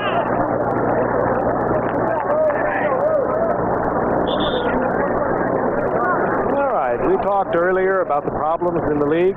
Earlier, Howard talked with Mike Lynn, the general manager of the Minnesota Vikings, about those problems, drugs and management. How deep is the drug problem with George Rock? Talking candidly, the history of Paul, Ella, Holloway, Tommy Kramer, if not drugged out in that case, but a chemical medical dependency? How deep is it? I don't think it's any deeper on our club than it is in the other club in the National Football League. I think one of the things that we've done is that we've instituted a program that we looked into for a number of years, and we finally got it off the ground officially last December. So I don't think our problem's any different than any other club in the National Football League. Are you satisfied with your program? Oh yeah, it's a very comprehensive program, and it has a key ingredient, and that's preventiveness of the program. We're trying to stop it before before a player gets chemically dependent. We think once a player is chemically dependent, that we failed as management. Mike Lynn, the general manager, of course, of the Minnesota Vikings, talking about a problem that is a mutual concern, not only to management, but to players. Hopefully there will be some resolution, either through negotiation in the bargaining procedure that is taking place, or hopefully will take place soon, and to confront it head on, because it is a problem that is not only in football, it's in all of American sports. Hostel brought the ball out for Baltimore to the 30-yard line. First down and 10. Schleister goes back, draws a rush. Minnesota anticipating pass. A short little dink intended for Zachary Dixon, incomplete. 5 seconds remaining in the first half. The dump-off didn't work. Schleister, of course, impeded by one of his own players. That threw him off balance. Still, you look at our Schleister, you know he's a winner. He provided so many victories over the years for Ohio State. But what pressure for a youngster, I mentioned it earlier. He is surrounded by not great players. He's surrounded by young players in a tremendous rebuilding effort on the call to Baltimore. It's going to take a while. Frank Kush readily admits it. Schleister completes it to Ray Butler. Beautiful sideline shot. And Butler gets out of bounds with 1 second remaining on the clock. And in a situation like this, what you look for is a defensive foul. What you look for is a miracle. Well, I would say that's a miracle, because Minnesota knows, well, at least the veteran team, I would say, would look for a defensive foul. You've seen it over the past 2 or 3 years in the league. They usually just send one of their wide receivers as deep as he can get, throw the ball up in the air, hope they get the defensive foul, and the halftime cannot end on a defensive foul. Such will not be the case at the end of the first half. And while not overwhelmingly dominated by Minnesota, they have a 13-0 lead. Bangs it deep. Eddie Payton at the goal line. And Payton with a little slip getting underway, only gets back to the 15-yard line. Ozdowski was down there quickly for Baltimore, and it'll be first down and 10. We'll look down on the field to get new numbers, new players, whom we have coming in. We will remain with quarterback Steve Dill, who went much of the first half in relief of Tommy Kramer.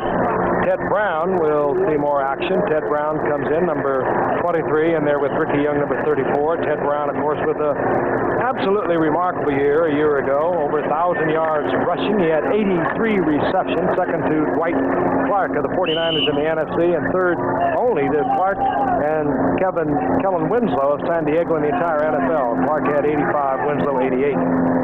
Ted Brown, fine receiver, 23, set back to the Vikings. First down and 10, Minnesota. Hill goes complete to Rashad, who steps to the outside. Nifty move. Ahmad gave it that little look to the inside. All those young defenders going right with it. Sid Justin in pursuit, made the stop, but not until Rashad had rolled out to the 41-yard line. Now watch how he'll catch the ball, look to the inside. The defenders go right with him. I love to watch him. He has such poise. Now he gives it a quick move to the inside, little head fake. Outside he goes, and down goes number 27, right off his feet, Nesby Glasgow. Lamont Meacham is also taken by that move. First and 10, Minnesota. Vikings at their own 41-yard line.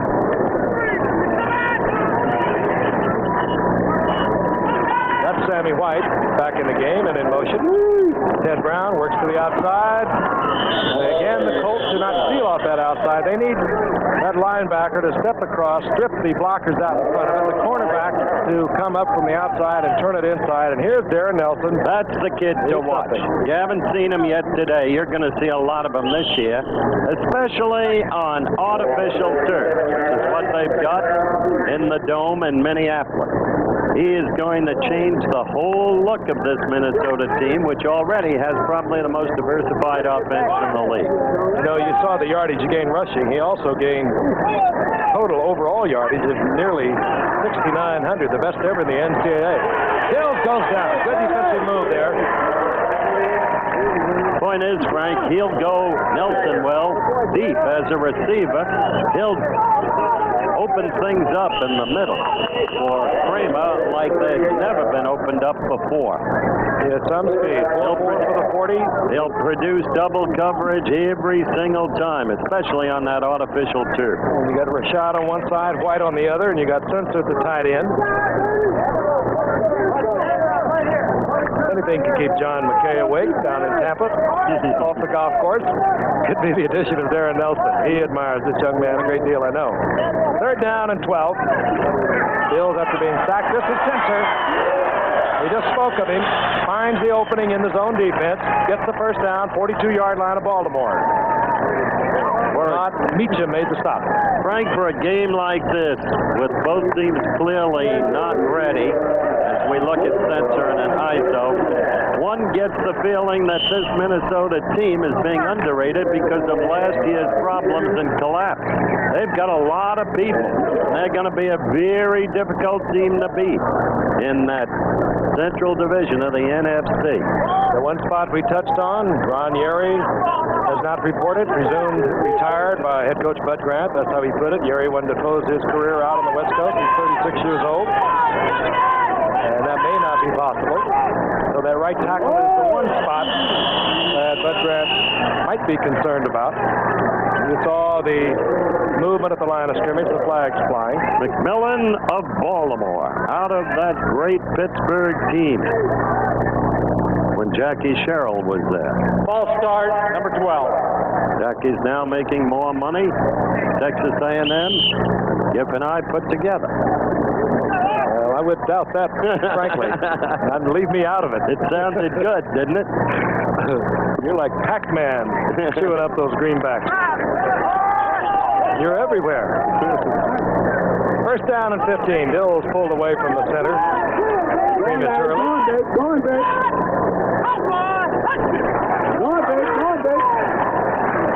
Dills. And the count does not hold on. Incomplete. It'll be second down and 15. Let's take a look at the current leaderboard out in Tulsa, Southern Hills Country Club, where Raymond Floyd got off to a great start. Don't forget PGA coming up next. I remember when he was a pudgy kid playing shortstop during batting practice for the Chicago Cubs when DeRocha was managing. Close friend of Leo's, a big baseball fan. Didn't he set the Masters tournament record going wire to wire? He, like you said, he gets out in front. He's a tough man to catch. Second down, 15. That one almost intercepted. It was in and out of the hands of Ed Smith. He had a shot at it. Did not hold on. It'll be third down and 15. Take a look at it again. Smith had it all lined up. There he is. Smith, big linebacker, who's in there because Steve Heimkreider cannot play. Now in his third year, he's out of Vanderbilt. So Dills now will look over a third down and 15. Ahmad Rashad and Sammy White. Both move out to the right. Look out. Fine receiver. Splits to the left. And Brown, of course, we've already talked about his danger coming out of the backfield. Good protection for Dills. Throws short to center. Checkoff receiver, obviously, because Dills he knew that he needed the 15 yards. Incomplete. We'll see the punting unit once again for Minnesota. And that means Greg Coleman as Steve Dills, with a little bit of disgust, moves to the sideline. Maybe as much fatigue from the heat as anything else. Morgan Reeves will move deep for Baltimore. There's Reeves. Greg Coleman, coming off his career best average of a little over 41 yards a year ago. Kicks it high. Fine kick. He didn't want it in and out of the end zone, and Reeves was forced to make the fair catch inside his own 10-yard line. That was a fine punt. Many a punter in the NFL would have put that into the end zone. Coleman did not. I'll think about it. I'd love it. We'll be back. This is Deke Bratkowski, offensive coordinator for Baltimore, sending Mike Pagel, a rookie fourth-round draft pick and a former player for Frank Kush at Arizona State, who had a great junior and senior year. Into the lineup, steps into the huddle, starting in rather delicate position. Well, they brought Schleister in at the 2-yard line. They bring Pagel in at the 10-yard line. Baltimore down 13-0. We're in the third quarter with 12:52 remaining. Hall of Fame Day, Canton, Ohio. Zachary Dixon, left side, out over the 10-yard line, surges for about a yard and a yard and a half. It'll be second down and 9. Let's take a look at the baseball. Against Detroit. The other game, Cincinnati at Los Angeles. The Dodgers rushing up on the Braves. Back to football. Hagel, strong arms, had a beautiful spiral. Incomplete, however. It'll be third down and 9. Let's talk to Brother Howard. Spoke with Frank Kush about this former quarterback of his, Mike Pagel. You know Pagel inside out. You've got him. How does he look? It's going to be a great contest between those two young men. I think that Mike Pagel has done a remarkable job. He's made a great deal of progress. He's probably a little ahead of Art because they have thrown the drop back pass more so at Arizona State, possibly than at Ohio State. Great competitors, both of them. Both bright young men, and I'm sure that there'll be a great deal of competition. We will use them according to how they're going. I think the key to our success with those people is when we recognize that they're in a situation where they're uncomfortable, or say they're losing their poise, or whatever word you want to use, then we have to bail them out. All right, Frank Kush talking about Mike Pagel, whom you just saw attempt to pass to Randy Burke, incomplete, and Baltimore will have to punt. That pass, however, could have been caught, and perhaps would have been caught by a man who perhaps should have been there, Roger Carr. We spoke to him earlier. He's under a 3-week suspension. Let's take a look again. Randy Burke had an opportunity for this ball. It wasn't that difficult, and there was no interference involved in it by John Turner. In any event, Ron Stark, who set a Hall of Fame game record with a 71-yard punt earlier today. Second-round draft pick out of Florida State will punt. Eddie Payton respects him this time. Stark again bombs one. Payton at his own 37-yard line. Stark kicking from the end zone. The flag is down.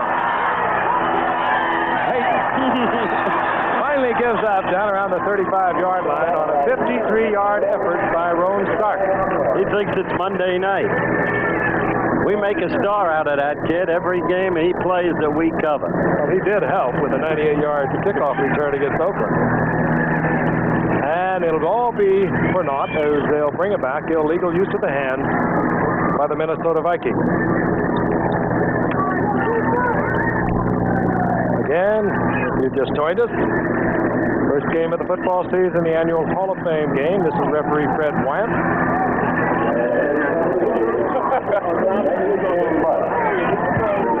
No ball, use of hand, number 52. First out. Dennis Johnson, illegal use of hand. So far, we haven't had the usual lightning bolt. Stick around. Maybe our director, Chet Forney, will put up the closing frame from a year ago when you evacuated the booth. We're back in Canton, Ohio. Hall of Fame Day. George Musso, Sam Huff, Doug Atkins, Merlin Olsen, all enshrined today. We saw them at halftime. Minnesota on first down and 10. The ball at their own 31. Hill has a man wide open. Hits LeCount. LeCount steps out of bounds. Out of the 45-yard line. He has the first down, and we left him out when we ran down all those receivers, Howard. Very good point, Frank, because when I talked a few moments ago about the surprising amount and depth of personnel that Bud Grant has on this team, LeCount is a key man. He had some game last year against San Diego. He single-handedly cleaned them out, for crying out loud. 6 receptions, 120 yards, 2 TDs. Minnesota upsetting San Diego 33-31. LeCount was great in that game. Ricky Young, former San Diego Charger, gains a couple out to the 47-yard line where it'll be second down and 8. Ricky Jones in there defensively. Another shot at Frank Cush. We talked about the staff that he brought in. Two primary members of that staff would, of course, be Zeke Bratkowski in charge of the offense, and Bud Carson in charge of the defense. Both familiar names. Been around this league for quite a while. I love Bratkowski. I've known him since '64 when I went into St. Norbert's College and shot Run to Daylight, the documentary. He is great with young quarterbacks. Second down and 8. And now Dills looks it over, doesn't like what's happening, calls timeout. He'll be a great quarterback. Give him Ray Floyd's putter. I think it's a lot easier on the knees. Hugh Dills move over to the sideline to confer with the staff of Bud Grant. Fine young man.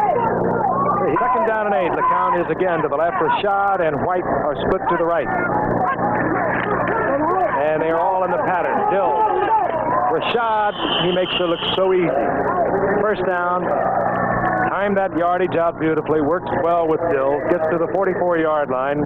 And again, Larry Brazil having to respect that speed. We'll look at it from the reverse angle. Though he and Lynn Swan, Rashad and Swan, are great friends, there is between them a kind of lovely rivalry because each knows that the other is so utterly graceful and effortless, as you just saw there. Maybe Swan is more acrobatic, but what a pair they are. Or maybe Rashad doesn't have to be acrobatic. When you watch the great ones, like Swan, Rashad, they make it look so easy. Whoops. Everybody was moving on the right side as Spencer came in motion. Tim Irwin filling in on that right side, as we mentioned several times, for Ron Yeri, the principal man with the movement for the Vikings. They'll lose 5 on this one.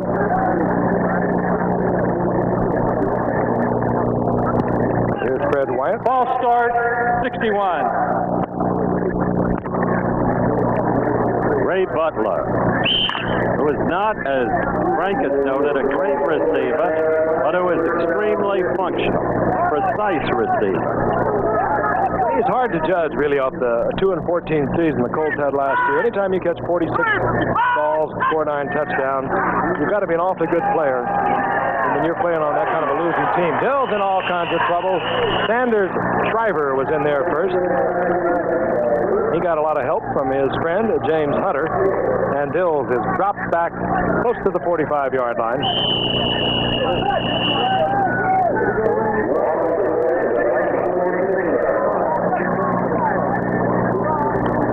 Capacity crowd, as we mentioned earlier, the second largest crowd they've ever had here in Canton, Ohio.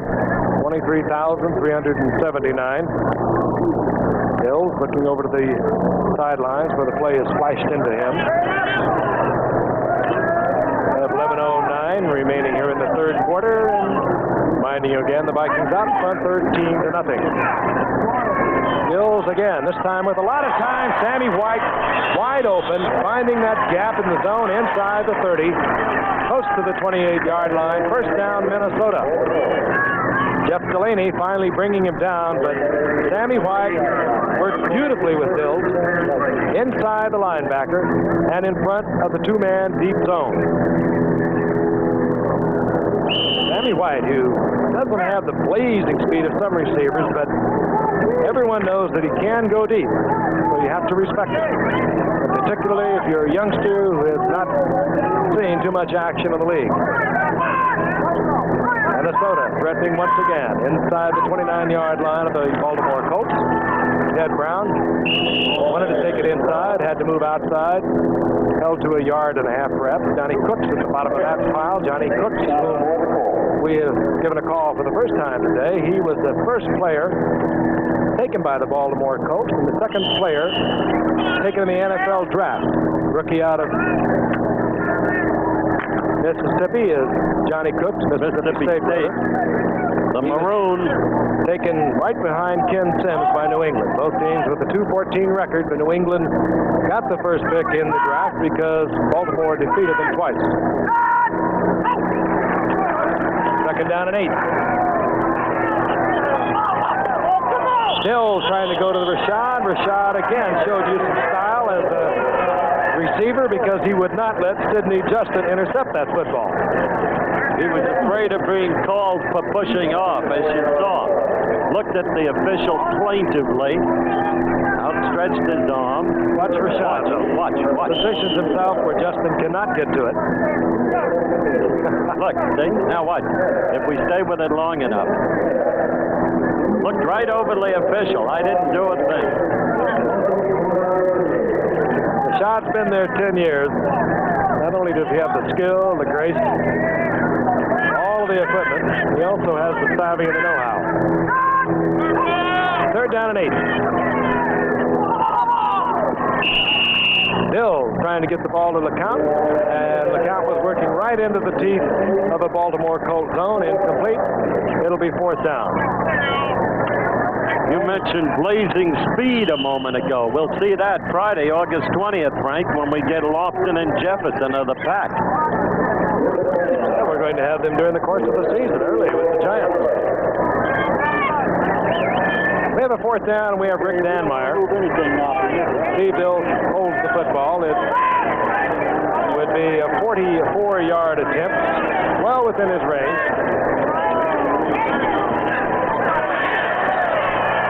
And certainly within his accuracy. Danmeyer pops it in from 44 yards out, and the Vikings, pecking away, have extended their lead now. 16-0 over the Baltimore Colts, and we'll be back. The first NFL game of the season, Hall of Fame game, Canton, Ohio. Rick Danmeyer, who just hit from 44 yards out from Minnesota, set to kick off. Morgan Reeves is deep. This will not be handled by Reeves as Jeffrey Postel takes it for Baltimore. Postel lowers his head, gets up to the 25-yard line. Postel, a 4-year man out of Southeast Missouri State. And we'll look down on the field and check out the changes once again. Our quarterback remains Mike Pagel, former quarterback for Frank Bush out of Arizona State. Well, he had one game in his career, 1981, against Stanford. Howard, he threw for 7 touchdown passes, 466 yards. The man must have been exhausted. On 1st down. Fired, incomplete, intended for Postel, out on the right side. It'll be 2nd down and 10.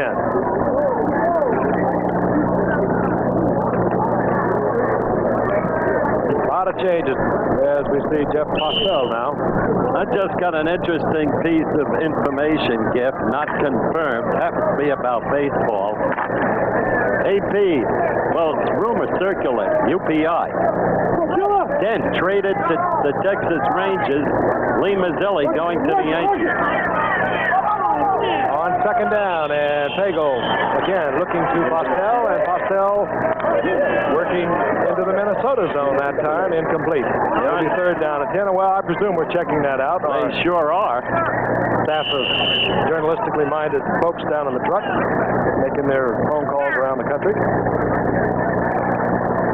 Bucky hasn't been playing that much anyway. Incidentally, we were paid a visit at halftime, as you know, by Mrs. Thurman Munson, the widow of the late great Yankee captain. 3rd and 10. Pagel had to throw it away. Postel slowing his move to the outside, and Pagel feeling the pressure, unloaded, incomplete. That'll bring up 4th down, and we're going to see Dave Smegelty coming out to do the punting for Baltimore. This Smegelty, he has kicked a couple of times in fine fashion today. But the one that impressed us was by Roan Stark, who riffled one off for 71 yards, 2 Hall of Fame game records. Here's Eddie Payton. What did he do? Banged one, 71 yards. What was the word you used? Riffle. Okay. Fine. But again by Smegelty. And Payton checked out the traffic, gets back to the 35-yard line. 53-yard effort. Not bad. Dave Smigelski. Tommy Kramer, we saw him early in the first quarter in case you weren't with him. Back in fine fettle. He should have a great season. We'll be back. World of Sports, we see the WBC Featherweight Championship, an exciting fight that met Salvador Sanchez against a very tough Azuma Nelson. Two great fights next Saturday. ABC's Wide World of Sports. First down at 10. Dills goes up. Connects to Martin D. McDowell of Mississippi State. A lot of speed on this youngster. Disappointing season last year. Was active for 9 games before he was hurt, but did not catch a pass during the regular season. Again, the Mississippi State Maroon. Dogville, Mississippi. You know I went there, Frank? To school? OCS. World War II. But you went to New York. To the university. OCS.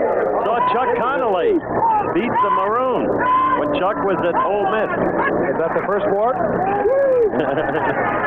Jarvis Redwine to the 42-yard line, where it'll be third down and 3. Charlie Connolly was up visiting me the other day. Looks like he could go out and play. Bring you all back. Huff looked today like he could play. I enjoyed it when Tom Landry told the old story of how Sam and Don Chandler, as rookies, felt they couldn't make it. Headed out, backed up, and the late Vince Lombardi caught them and stopped them. Thus was a Hall of Famer born. Of course, the late Ed Coleman, the Lions coach, had a great deal to do with that, too. That's going to be close to a first down. That will be dependent upon where it's marked. I think it will be short. It was Jarvis Redwine on the receiving end of the Steve Dills. I think it is short. You know, the other story they didn't tell about Sam Huff, he never really cared for offensive players, Howard. We were playing Dallas one time, and we would go 1-2-3 punt, 1-2-3 punt, and it was about 105 degrees. And one time the defensive unit, about the third quarter, came onto the field, and Sam walked over to the offensive unit. We had our heads down, looking very sheepishly. Said, why don't you guys go out there and hold them for a while? Of course, he discussed our ancestry with it. Our defensive unit in the old days didn't care much for the offense. 4th and 1. Bud Grant chose first to go for it. Steve Dills didn't like it. Except that he saw, he called timeout. And that leaves Minnesota down to 1 timeout. Also sitting on a 16-0 lead. That'll be a help. Well, while Dills talks it over with Bud Grant, we're going to pause 5 seconds, allow our stations and friends all along the line tell you who's bringing you the game. Steve Dills gets the word. Ozdowski, the Baltimore Colts youngster, has obviously damaged his left shoulder. They have quite a few players that could not go today because of injuries. Ryan Critter I told you about, Donald Thompson, their number 1 draft pick of a year ago. He had a bizarre sort of injury to his shoulder even before training camp.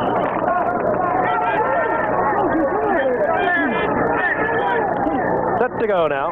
4th down and 1. And they indeed will go for the first. Ball at Minnesota's 44-yard line. There was no contact made, if you were wondering why there was not a flag, and there was no first down made by Tony Galbraith.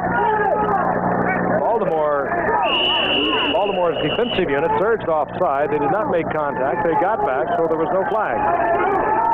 Ozdowski, by the way, has the pinched nerve in that shoulder. With the ice on the shoulder and the jersey removed, he may be, even under the circumstances, more comfortable than most of the rest of us in this blistering heat. The heat so much as the humidity, unless they lied to me. It's only was 83 degrees when we kicked off at 1:30. With respect, they have a similar weather out at Southern Hills with the PGA, where we will go for the 3rd round right after the game. On 1st and 10, Hagel fires complete to Ray Butler. And Butler picks up a quick 8 yards to the 37-yard line, where it'll be 2nd down and 2.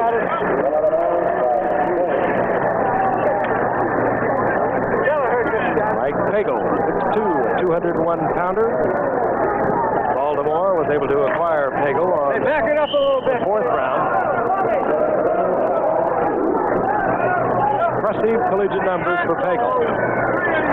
In a couple of years under Frank Cush.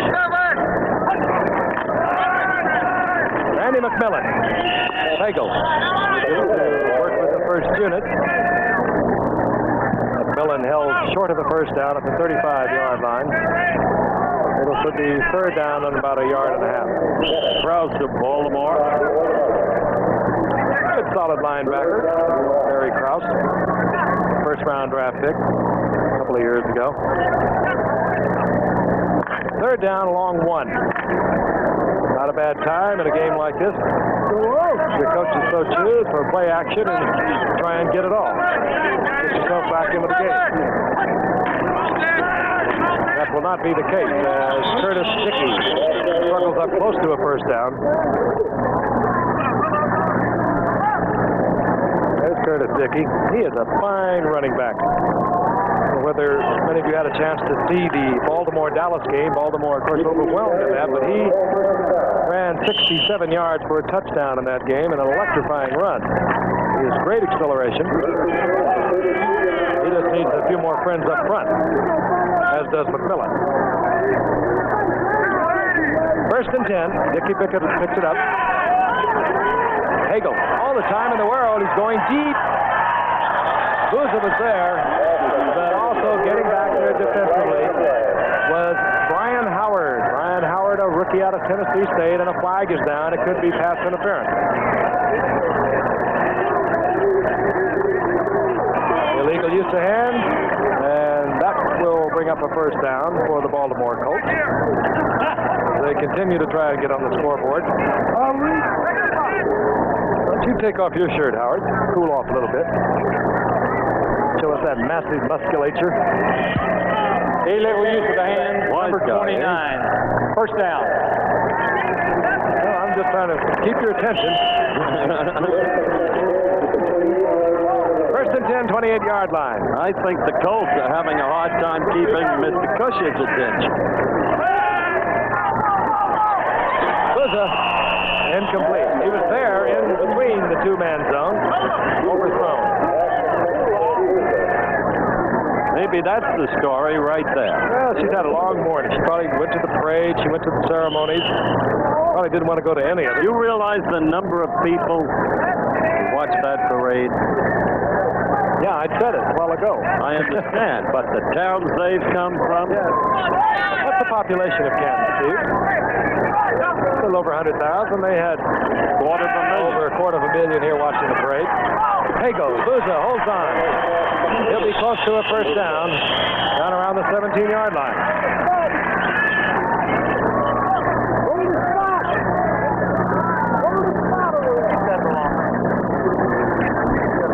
Here's our broadcast booth. The little round man in the middle, Steve Bazika, who lives here in Canton, Ohio, been traveling and working with us for 10 years now. Coach is there on your right. First and 10, the ball is at the 16-yard line for Baltimore. This is their deepest penetration.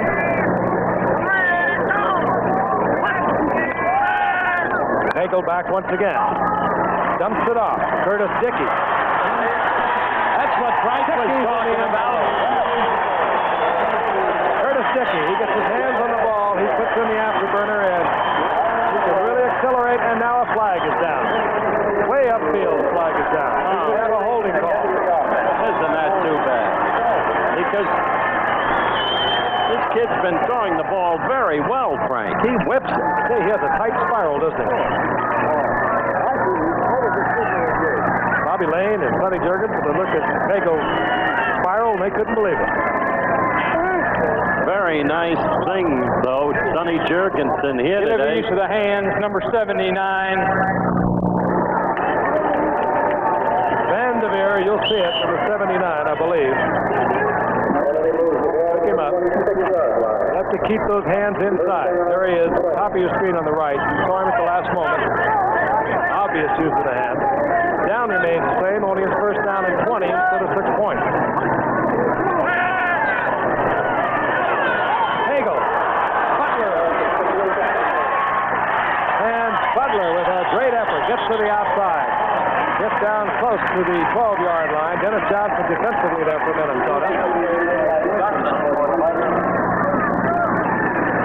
side, you look at it, Buckler isolated. 2 men going deep, taking the zone back with them. Good move to the inside. He spots the first down marker. Comes up a little short, however. It'll be 2nd down and 2. Reminds me a little bit of that guy on the Jets. What, Gaffney? He works like that. He doesn't have the great speed. He was a fine punt returner at the University of Southern California with Ray Butler a few years ago. McMillan rolling to the outside.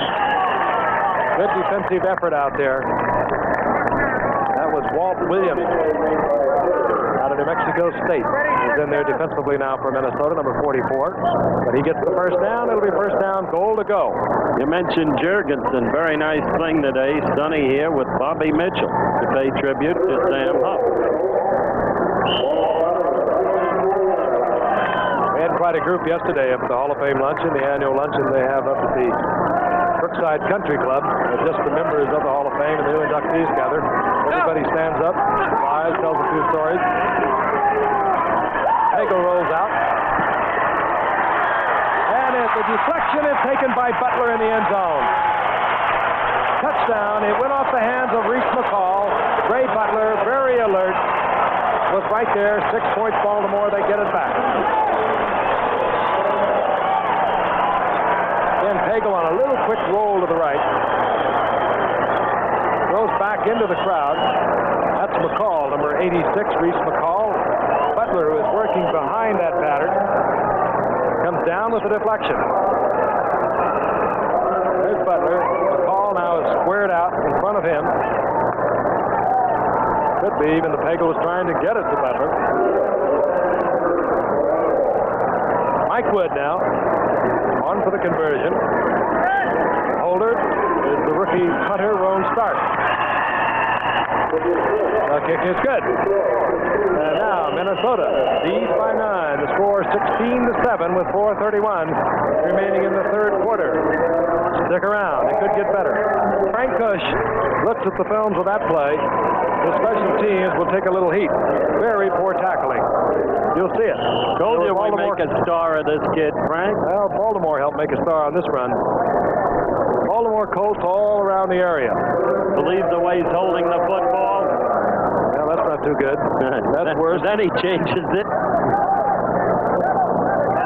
So, Eddie Payton brings it out to the 40-yard line. Tony Galbraith, single step back, and Dills hit hard, coughs up the football, and Baltimore has it back. It was Johnny Cooks, the number 1 draft pick. We talked about him earlier, the rookie from Mississippi State who really pounded Steve Dills. I tell you, I knew Cooks was going to be a standout watching him against Missouri. Ricky Jones with the recovery. The game we televised. Reverse angle. Now you see Cooks coming from the rear, blindsiding him. Hey, he's working against a good man, Jim Huff there too. Johnny Cooks beats the block of Jim Huff. Baltimore, that 38-yard line now of Minnesota, and you saw the reason we use our reverse angle camera. Wide open. Pat Beach, the rookie tight end from Washington State, found that hole in the zone defense, and right on target was Mike Pagel. And Baltimore, down 16-0, is threatening to come within 2 points.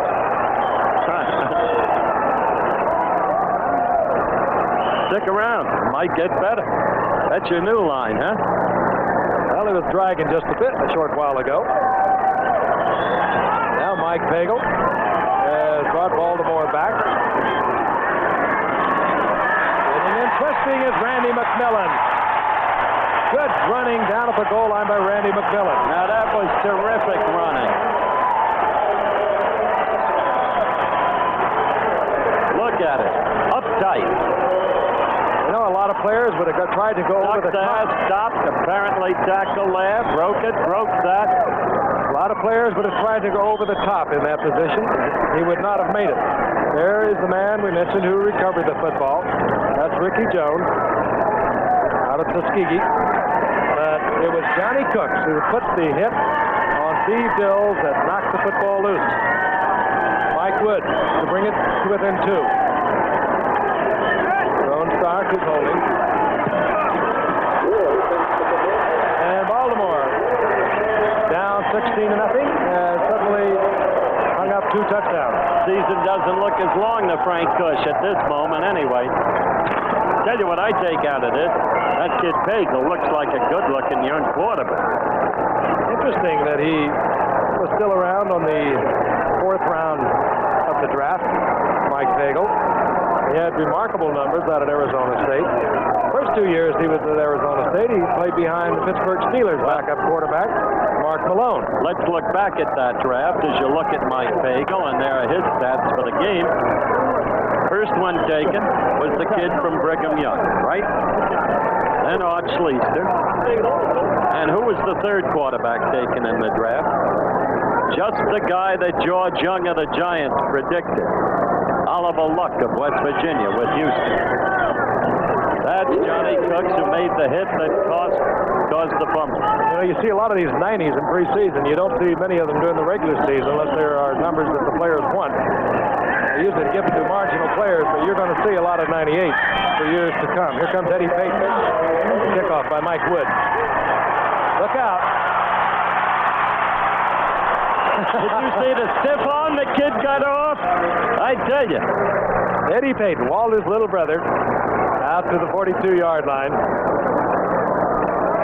I wonder if Bud will come back as we take a tight look at Eddie. And we have a flag down with Tommy Kramer. We'll look again, nevertheless, with the flag down.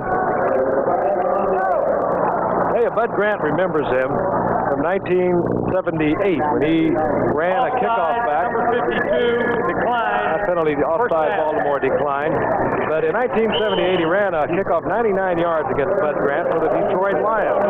He later went out to St. Louis. They cut him. He went up to the Canadian League, and when they released him, Bud Grant remembered that, and he brought him back in 1980. And we saw him go 99 yards last year against Oakland. Tony Galbraith goes out to the right side. A flag is down as Galbraith struggles up close to midfield for a gain of about 6. He was dancing just a little bit. Tony Galbraith was not only a fine runner for New Orleans, but really a fine receiver in the season of 1980.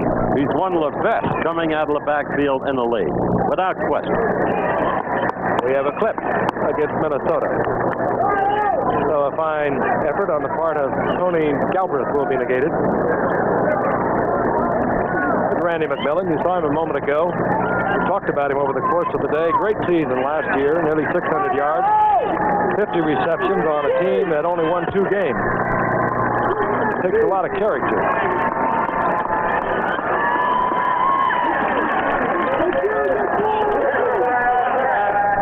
Number 82. Bob Brewer tracking back the clip, and they bring it all the way back to the 27-yard line. Down will remain the same. First down at about 24.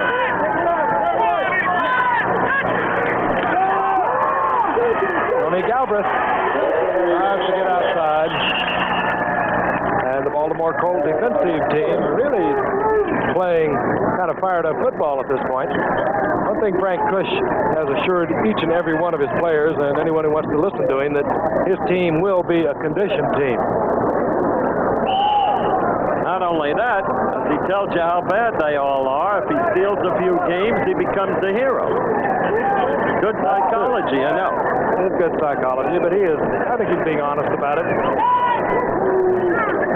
He's going to wait till the cuts take place by the other teams. He's going to look at a lot of players. I suspect he will. I think that might be, well, it's not Cooks again, but he was nearby. That was Ricky Jones. That's the kid who recovered the fumble He recovered the fumble a short while ago. Hey, this defensive unit is really fired up for Baltimore. Well, you're right. Cooks helped make that play for Ricky possible. There's the blitz. It was Cooks taking it hard to the inside. Took the blockers with him, and he gets the sack back to the 23-yard line. extremely long yardage. Tony Galver, single setback. Now we're going to have too much time against Minnesota, which has all of a sudden started to look very disorganized. There is Diane Munson, Thurman Munson's widow. Told you she's looking just great. Paid us a visit. She's got one of her children there with her. We talked about the state of the Yankees. That team never did disintegrate when Thurman was there. Truly great catcher. And a man we all miss.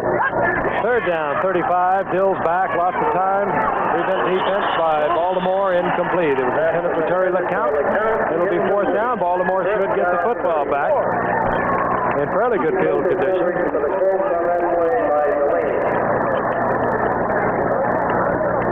Again, lots of activity throughout the entire week here in Canton, Ohio on Hall of Fame week. Parade this morning. Induction ceremonies just before the game. On fourth down, Amory Bowden is in. First-year man out of the University of Minnesota Duluth. Fourth down and 35. Morgan Reeves is deep for Baltimore. At about his own 38-yard line. Probably too much respect for Bowden. Indeed, it was. Fair catch called for and made by Booza at the 47-yard line, and another flag is down. Baltimore, I'm sure, is hoping that's not against them because they have good field position.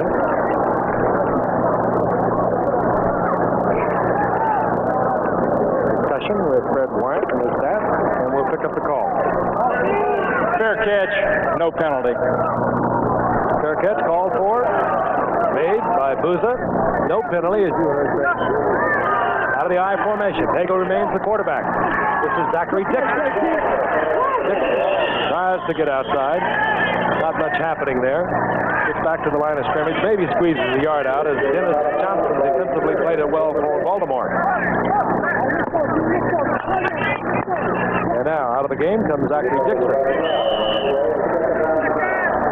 A lot of players seeing action here today in this first preseason game. And Minnesota and Baltimore, as all the teams in the NFL eventually get here.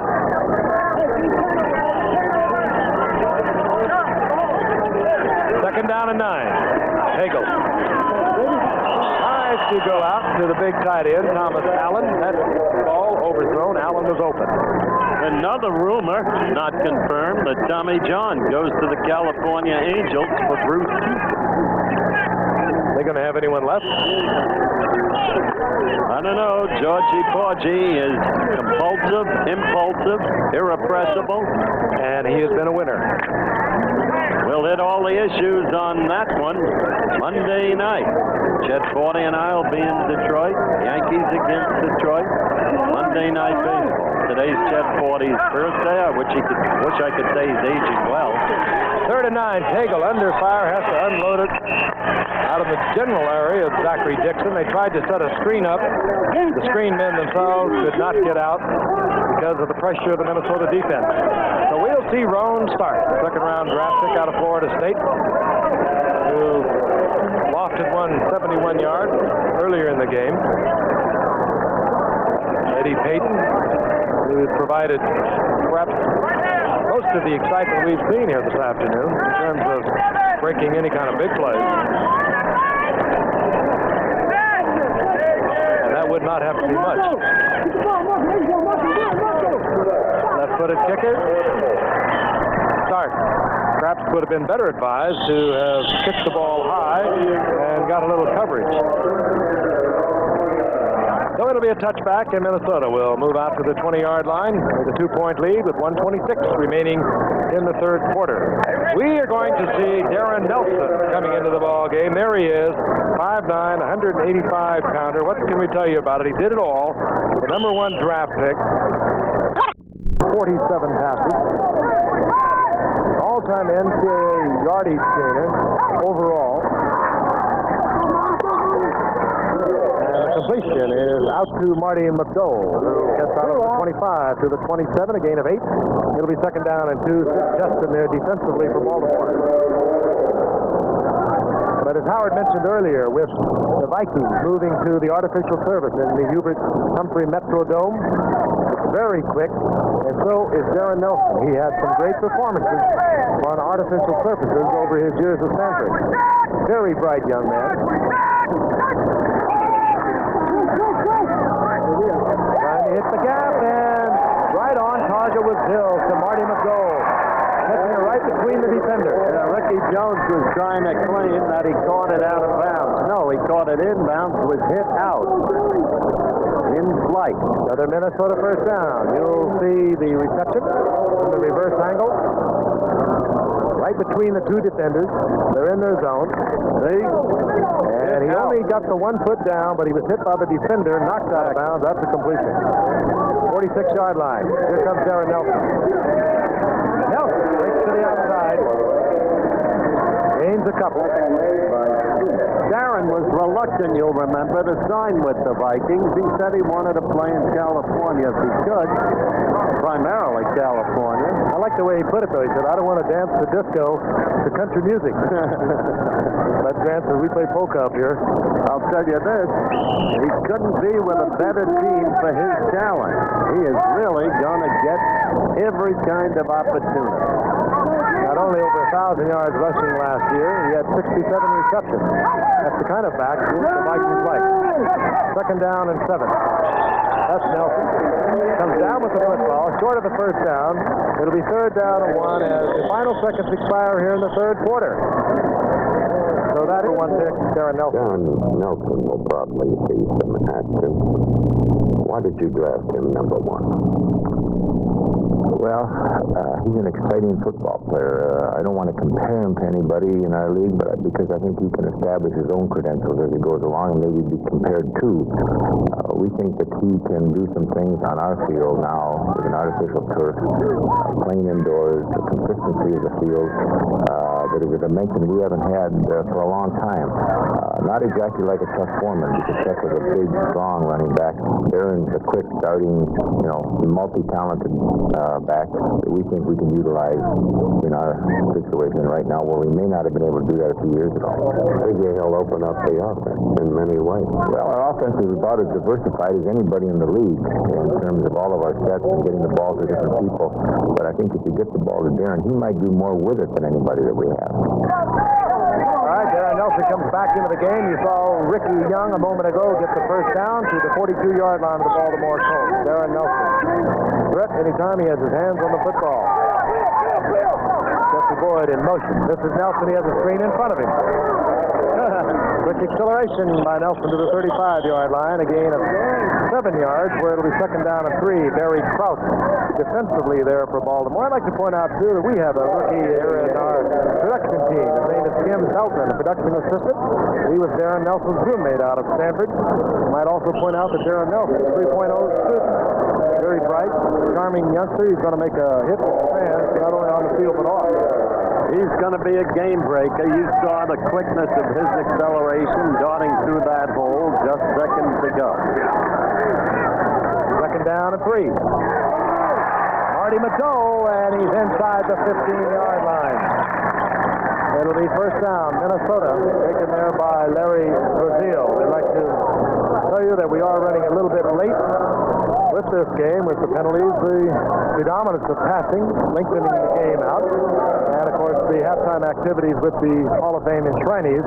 So we will be going to the PGA immediately following the game. So stick around here on ABC. Ray Floyd still on top out there. But they've got some youngsters within striking distance. 1st down and 10. Play action by Dill. Dill wide open. It's Galbraith. Touchdown, so easy.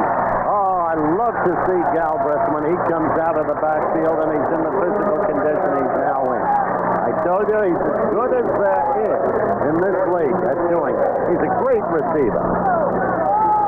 He did this so frequently with New Orleans. Archie Manning hitting him on, I think he had 60 receptions, if I'm not mistaken, the year before last, before being traded to Minnesota. He fits right into Bud Grant's offensive pattern, as does Darren Nelson.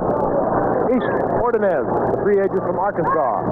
All 5 feet 5 of it. Top makes it through. And the Vikings, who had a 2-point lead a moment ago, have moved out on top, 23-14, and we'll be returning to Kansas right after this. Out on top. And Ish Ortonez will kick off. Morgan Reeves is deep for Baltimore, who had something going a short while ago. They put together 2 quick touchdowns. Minnesota came right back, however.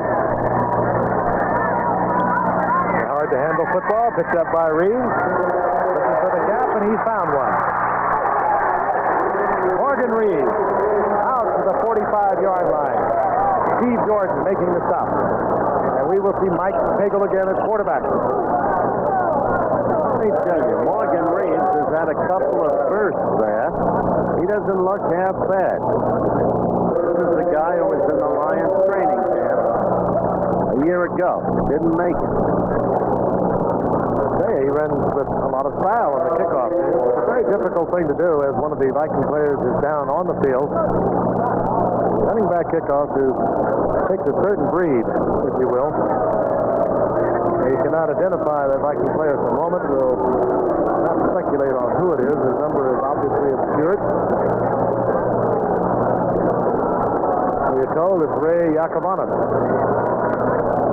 the defensive lineman for the Minnesota Vikings. And while he is being treated, take a quick look at Morgan Reeves, and then we'll be back. Has been helped from the field. We'll get a report as quickly as possible. Meanwhile, first down at 10 Baltimore. They have the football following a fine return by Morgan Reeves at their own 45-yard line. They have 12:36 remaining in the game, and they're down 23-14. Hagel back and looking. That man is open. Flipping to the ground was Thomas Allen. He was open, however. Just as he went up to the ball, he lost his footing. That's too bad because the ball was well thrown. That Pagel kid looks pretty darn good, Frank. A lot of zip on the football. That's Yakovlev.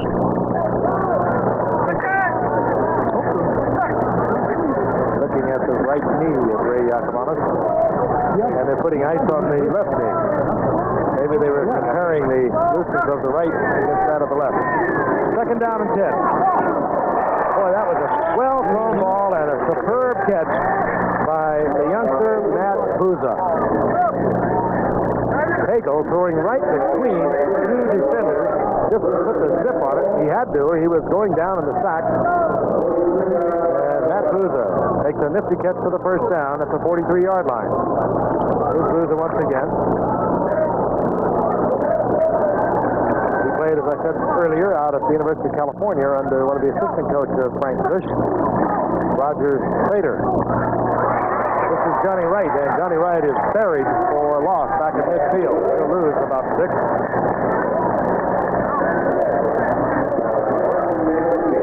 So that will bring up long yardage for Mike Pagel.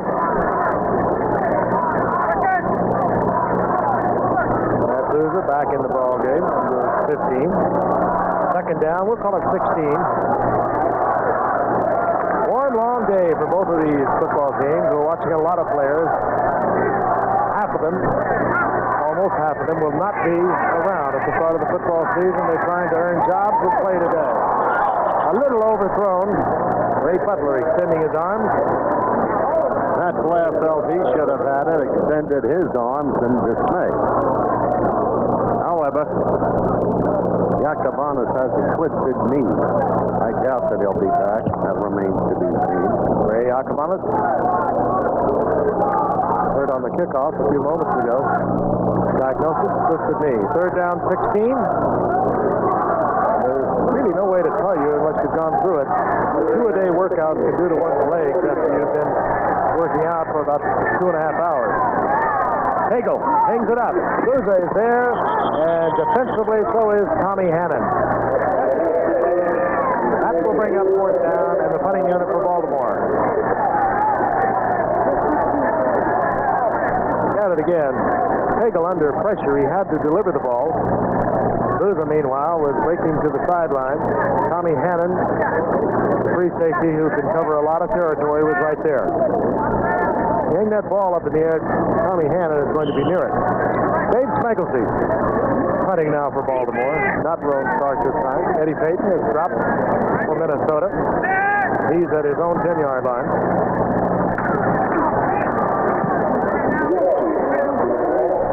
Bagelski looks for the corner, and how do you like that? How did he get it? He got it at the 1-foot mark. 49-yard punt that goes out of bounds inside the 1-yard line. Bagelski, although he might not make the Baltimore Colts this year because of Roan Stark, he might make another ball club. He's looked good today. We'll be back. 49 yards. He puts it out inside the 1-yard line. You're all right, Dave. There are a lot of folks watching this game. For a while, I thought you were saying Megacy. On the end zone, Hill with a hot hand. Darren Nelson does not hold on, just outside of his reach, which isn't all that extreme at 5'9".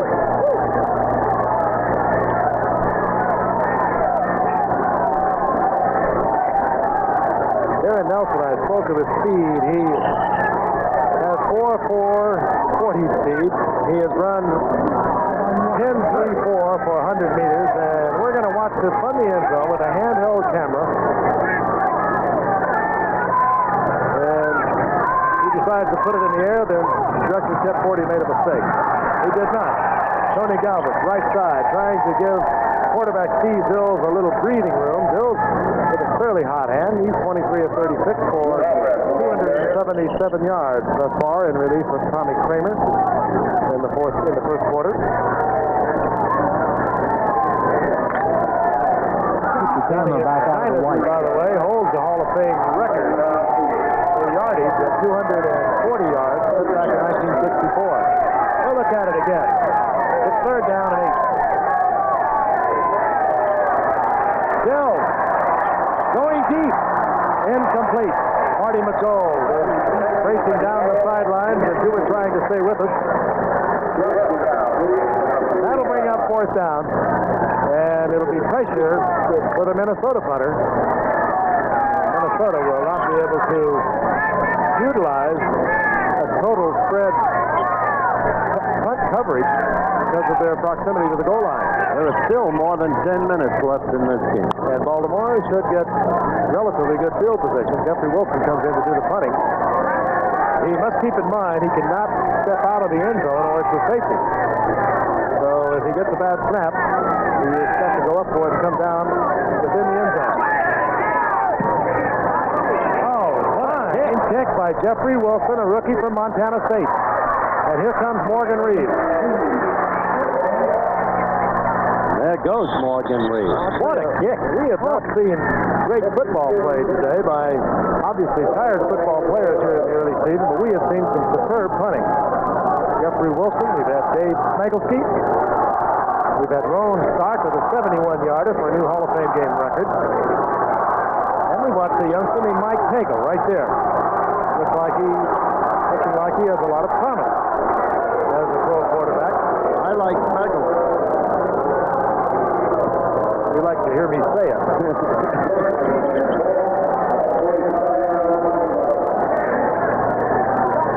First down and 10, Baltimore, near the 45-yard line of Minnesota. Tagle trying to get quickly in and out of the hands, almost caught there by Butler. Well thrown ball. It certainly was. He continues to impress. Right down the sideline, you see Turner was up in a very tight position. Probably had the blitz on. He was playing close man-for-man coverage. Should have had that ball. Can't tell whether it was automatic or not by Tagle. But it was well thrown, a ball that perhaps had Butler kept his hands down to the last 10 feet, he might have caught it. Second and 10. Tagle very coolly stays in the pocket. Dumps it off. It's incomplete. Intended there for Johnny Wright. That brings up third down at 10. Tagle looks to the sidelines. And other than the play being flashed in, it will be brought in by number 21, Kevin Williams.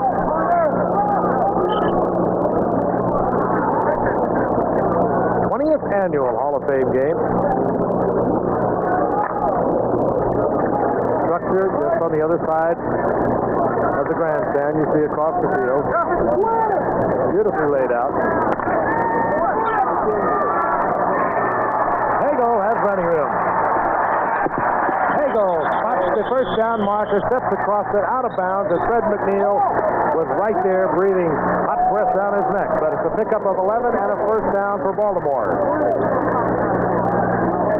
You know, one can't come to the city of Canton, Howard, without really congratulating the people here in the city. They are so behind the Hall of Fame and this particular week.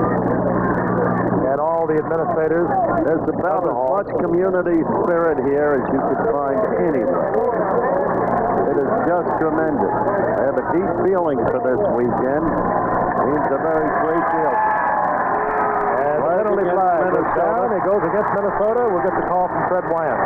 Coach Cush has some thinking to do. Personal foul, number 54. First down. Fred McNeil, guilty. Coach Cush described the kind of competition he expects between Pagel and Schleister. And there'll be days when Pagel may not be so good and Schleister will excel. He's done, he can develop not one, but two quarterbacks. It'll be very interesting. The ball moved inside the 20 on the penalty. First down and 10. Hagel prices one out, intended for Butler and almost picked off there. Curtain off. Strong safety. Right in the pattern. 9 minutes, 39 seconds remaining here in the game. 23-14, Minnesota over Baltimore. Eagles, we told you earlier, had an exceptional career at Arizona State. Really came into his own last year after playing a couple of years behind Mark Malone with the Pittsburgh Steelers now. 29 touchdown passes for Eagles a year ago. Hands off inside. Big opening for Marvin Sims. Sims down just short of another first down where it'll be third and short. Take a look at it. Well, we get a cross block between the center and the left guard, and a good one it was. And a big opening. Tommy Hannon has to meet it head on. But Terry Crouch crossed with the center, Ray Donaldson. Big opening.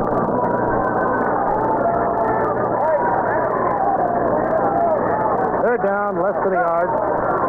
We have had 91 pass attempts. Hummel, I believe Minnesota has it. Looked that way originally. Now I'm not so sure. There was a scramble. Let's see who comes up with it. McNeil says we have it. That would mean the Vikings, of course. John Turner agrees with McNeil. Now Ray Butler says we've got it. It's down there somewhere.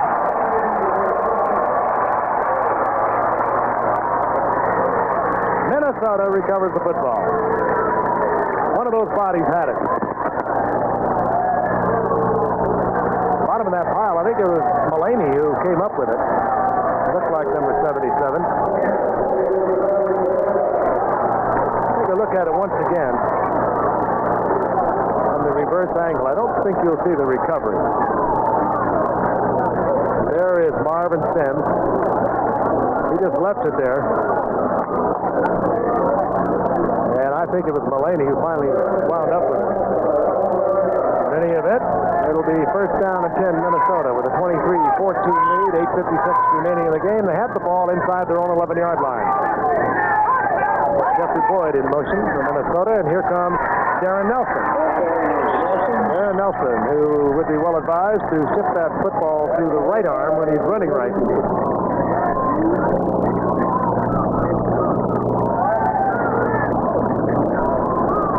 Husky, the second round, will be going as soon as this game is over for the third round of the PGA Championship. 63 he had on Thursday on a PGA course, hard to believe. He said it was the best round he's ever had. Second and 10, Dills wide open is Galbraith. Dills overthrows, and Galbraith with the training camp legs could not get up in the air for it. You really are wondering, the past couple of years, if football is getting longer. Well, it has been getting longer. It's getting longer because every team is throwing the football so much more. We're seeing games in which there are 100 passes thrown. And every time there's an incompletion, it stops the clock. Throw more than 90 passes in a game. You're going to be there at midnight on Monday night. You are. And you've left before. Third and 10. Uh-oh. You'll get a flag, and it'll be worked against number 20 of the Minnesota Vikings. Aaron Nelson was downfield. He had a defender right in front of him. I'm sure they're going to call it against him. Aaron, working out of the backfield, gave one of the Baltimore defenders a vicious shove. Take a look at him again. He takes a quick look back there. Get out of my way. It's my football. Rather clearly shown. There's Jeff Delaney, the Baltimore defender. Pass interference, number 20, offense, declined, fourth down. Well, I like his attitude. He wanted the ball. Hunting unit on for Minnesota, and Baltimore once again should have good field position as we see Greg Coleman coming out. Morgan Reed, he's been impressive. He dropped once again for Baltimore to the Colts 44-yard line. Not bad numbers. 4 returns, 87 yards. A couple of big kickoff returns. Colts are looking for a return man. It does not turn over for Coleman. It'll be short at midfield with Morgan Reed. Well, that time Reed lost his footing at the 46-yard line. It'll be 1st and 10 Baltimore. So the Baltimore Colts down by 9 points. We'll have an opportunity once again, and we'll be back in a moment. All 47-yard line, 1st down and 10. Again, they're down by 9 points. Quarterback, Mike Pagel. Saw David Hum earlier. We saw Fleischer. We saw Pagel, and Pagel will be sacked by Fred McNeil, who got there first.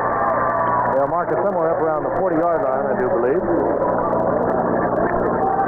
Lost of about 13 yards. In fact, they'll mark it up around the 42-yard line. So it'll be 2nd down and 20. And now people are beginning to depart. They've had a long day. It all began with the parade at 8:30. Again, for me, it's 5 in the morning. Canton, Ohio's day. Hall of Fame day. Sam Huff went in, Merlin Olsen, Doug Atkins, George Musso. Pagel gets rid of the ball just before he is sacked. Hustling in with Doug Martin. We did not expect to see Doug Martin, who stays on the turf right now. Doug Martin has a very sore leg, and he is in quite a battle for a starting position with Randy Holloway. Doug had been the starter last season. Number 1 draft pick in 1980, Doug Martin. And then Randy Holloway just beat him out of that position. So it's been quite a spirited battle to see who's going to be the starter on the right side of the 3-4 defense of Minnesota between Randy Holloway and Doug Martin.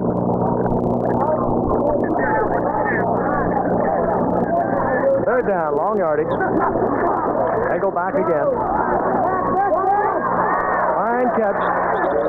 Out there was Marvin Sims, who could have perhaps hustled a little more quickly to get to his feet. He had not been touched by a defender. He did not get under you so quickly in training camp. Ron Stark comes in. The big youngster out of Florida State. Left-footed.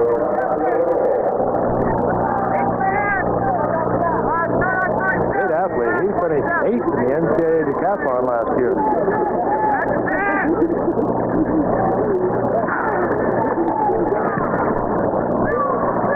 This one does not turn over and is taken there by Tommy Hannon. Flag is down and Hannon is down at the 28-yard line. 32-yard effort by Ron Stark, who has shown us some superb punting and some not so superb punting, such as that case. Hannon stays down on the turf. He has been erratic. Hannon appears to be in pain. He fielded the short putt. And while they work on Tommy Hannon, we'll keep you up to date. The Bills have turned in most of the quarterbacking duty today for Minnesota. Benefected in the air, and he stays there. And this is Steve Jordan, the tight end, a rookie from Brown University.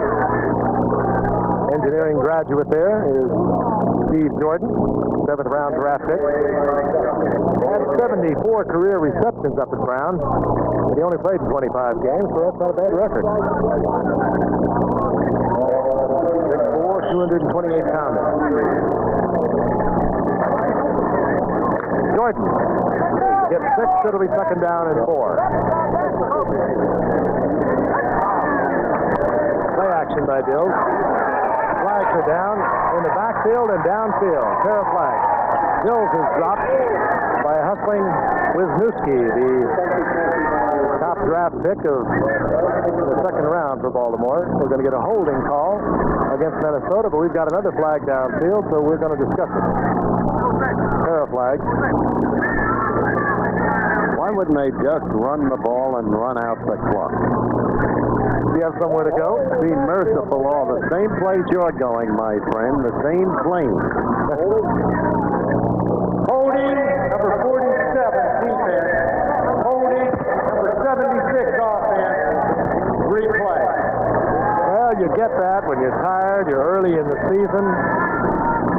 It just is really hard to be effective in any other way, and you get behind a block and you grab and you get caught for holding. You lose a defender, you get caught for holding. You saw Hosea Taylor limping off the field. So we'll replay it. At second down and 4, the ball up the 20-yard line of the Minnesota Vikings. 5:48 remaining. These two teams will meet in the regular season, Baltimore and Minnesota, December the 12th. That'll be in the Metrodome up in Minneapolis. Darren Nelson keeps his eyes on the football. He comes down with it for the first down out of the 31-yard line, right in front of Reggie Pinckney. There's still pass. This game for both coaches, they couldn't care less about the festivities here at Canton, Ohio. They're looking at players. They're looking at things that certain players can do and can't do. Coaches this time of the year, their attention span, well, is totally focused on the game of football. They live probably tougher hours than the players themselves, work all day on the field, and they look at movies all night. They have to make critical evaluations, cutting their squad to 45 by September the 12th. Here's Darren Nelson again. Nelson to the 35-yard line. As I mentioned earlier, it's hard to imagine a training camp unless you've been through one, wearing all that equipment most every afternoon, 2-a-day workout, sometimes 2.5 hours. And for the marginal players, well, it's really tough. Remember when you trained in Oregon? Salem, Oregon. But again, for marginal players, they keep better track of the roster, the number of players, than the coaches do themselves, because they know their odds on making the team as they look down the 3 deep throughout the league. It's a tough business. Very glamorous at the top, tough at the bottom. Second down and 5, and this is Jordan and the rookie from Brown. That's the first down for Minnesota. He's out to midfield. Notice how many kids from the Ivy League are beginning to make it in the NFL. Brown, you just mentioned, Jordan. Jets have that linebacker from Brown. Youngster from Yale at the Philadelphia Eagles. Oh, Spagnola, he's their number 1 tight end now. Of course, Fensick is there. Hannon had a cut under the eye. As I mentioned, Steve Jordan, the tight end. Fine student athlete. He has an engineering degree from Brown University. First and 10, 48-yard line. Darren Nelson. Watch out, he's got running room. Darren Nelson goes to the right, reverses to the left, gets the first down at the 40-yard line. Just a touch of what we need. I'd like to, again, remind you of this game going extremely long because of the activities. I think at halftime we probably went a little longer than ordinary. We had a tremendous amount of passing. We are well over a 4:30 time period that we had thought we would be joining the PGA. We'll do that immediately following the conclusion of the game as we watch Darren Nelson once again. You know, he's only 5'9", Howard, 185-pounder, but they say he is strong. And how big is Tony Dorsett? About 8 feet when he plays football, as is Darren Nelson. Still, Good defensive play as the ball was intended for Leo Lewis, and Kim Anderson was right there. Timed that out beautifully. Made the contact just as the ball got there. Watch it again. Hills tried to get it in the zone between the two defenders. He could have put a little more on it. He might have been able to get the completion to Leo Lewis, second-year man out of Missouri. The ball being lofted in the air gave Anderson time to get there, incomplete. I recommend the advent of the running game at this point. Second down and 10. Just signaled to Max Winter, the vice owner, told him keep it on the ground. Looked like he was nodding off there a little bit. Second and 10. Flooding back to the right is Hills. He gets in trouble. Down he goes. First man there defensively for the Baltimore Colts was number 74. And, of course, Gary Hudson, who is pressed into service today. Frank, before we go off the air, we have not dealt in any depth with the issue of the strike threat and the owners. Reason? The owners, and here their position, I think, is totally tenable. I expressed that on the Brinkley show last Sunday. Do not want to bargain openly. Garvey has made any number of appearances. He's had the opportunity to express his view, as on the Brinkley show last Sunday and Sports Beat the week before. But we're not positioned to deal in depth, other than by conjecture, which is not depth, with the issue of strike or lunch. I just want to make that very clear. As far as we know, there are no planned meetings. Nothing scheduled that we have heard of. Even a rumor of one. So it's just very difficult to imagine what might be developing, might be happening. The players seem firm in their position at 55% of the gross revenue. The owners seem equally as firm in their position that they will not consider that. I talked to Ed Garvey in Good Morning America recently, and I asked him if there was anything even to negotiate. And, of course, I guess in all these cases, those seem to exist. You must begin by sitting down and talking. I think Merlin Olsen expressed it very well when he said that he did not agree with the player's position, but what upset him even more was the feeling that rational people cannot sit down and talk it over. 40 rushes, 100 passes, which is why you're still not seeing the PGA. We're sorry. Third down and 17. Ball at Baltimore, 47-yard line. And Hills will put it in the air again. In and out of the hands of Jeffrey Boyd. Kind of pass for the youngster, a rookie from Chapman College, will go home tonight and think about, wondering if that would have an impact on his opportunity to make a football team. Luckily, Morgan Reeves is 2:42 remaining in the game.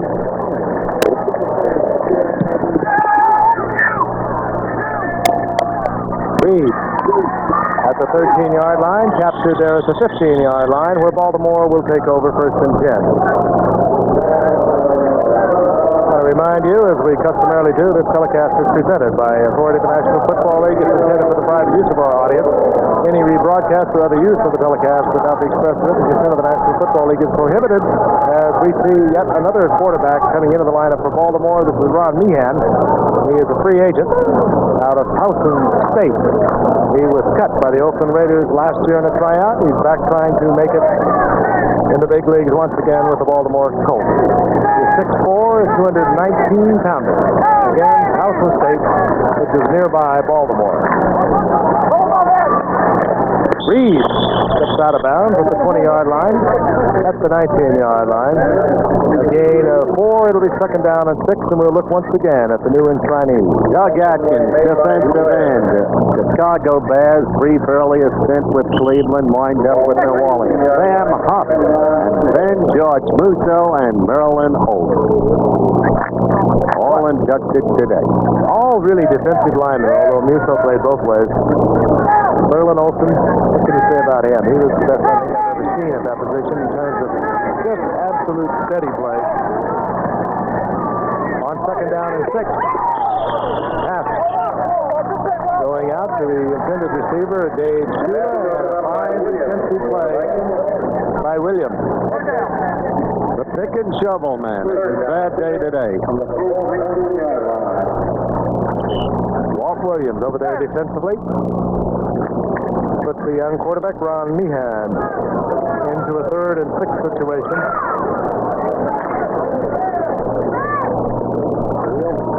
As the hour grows late.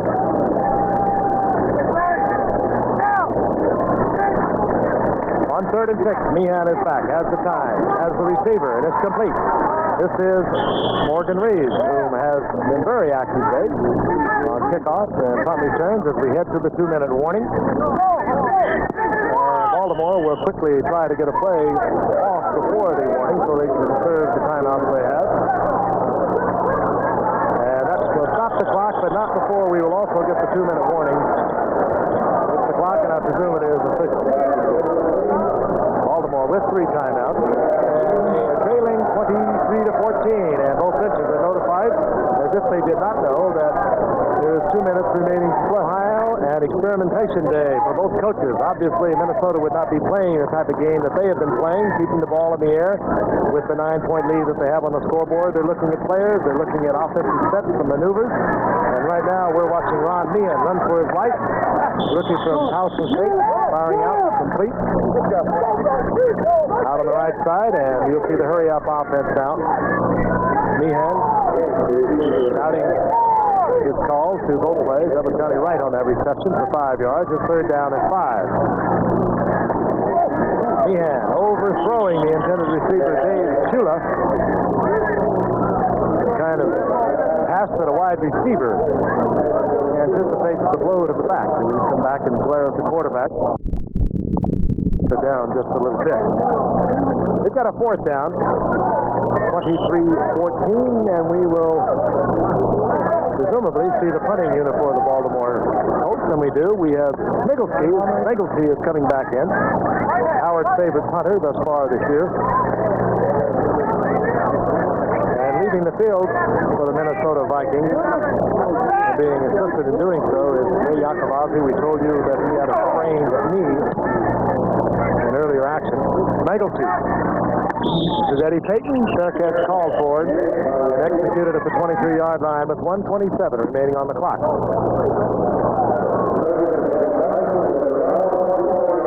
So we will now see a 3rd quarterback for the Minnesota Vikings. If you were with us on that Monday night early in the season a year ago, Wade Wilson, of course, came in for Steve Dills against the Oakland Raiders.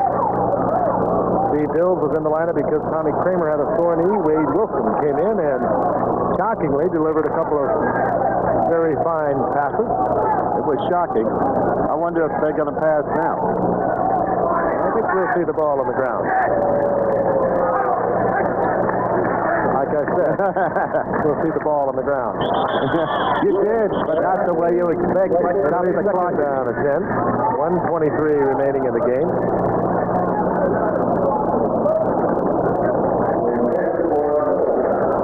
A little bit about Wade Wilson, 6'3", a 200-pounder out of East Texas State, 8th-round draft pick a year ago.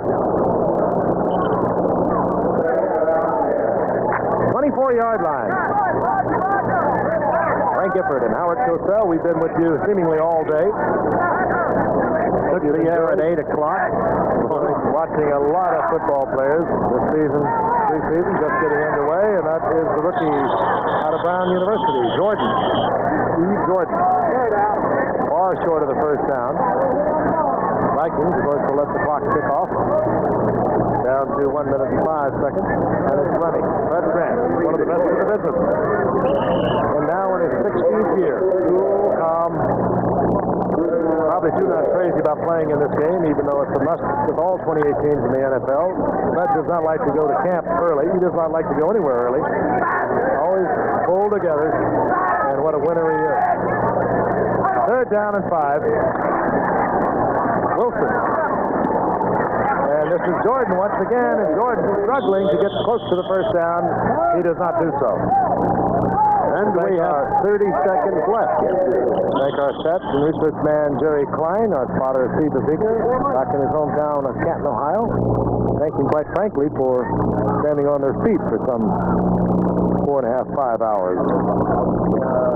Tell you once again, as we have over so many years, but again, they're not playing the game necessarily for you or for me or for the fans that remain here.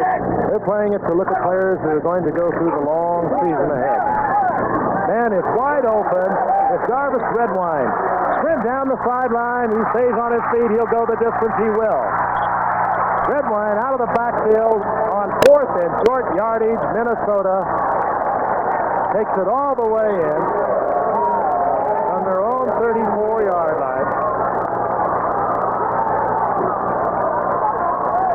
And, well, Minnesota scored earlier in the game on a reverse to Sammy White on a 4th and 1. Play action by Wade Wilson. Jarvis Redwine with fine speed down the sideline for another Minnesota touchdown.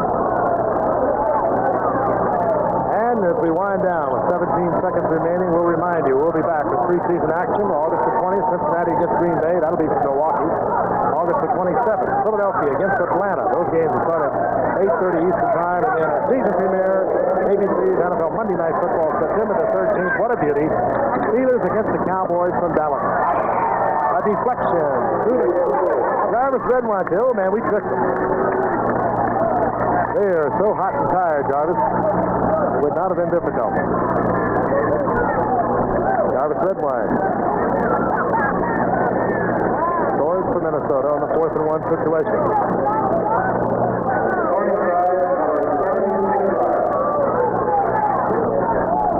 Especially Oklahoma for the PGA Championship. Once again, that major rep has eluded Tom. We have 17 minutes on the clock. Sandmeyer will kick off. Vikings now leading 30-14. Short kick, and Baltimore held possession at the 40-yard line. Jeff Zeitze was right there. Frank Kush, there's a big job ahead.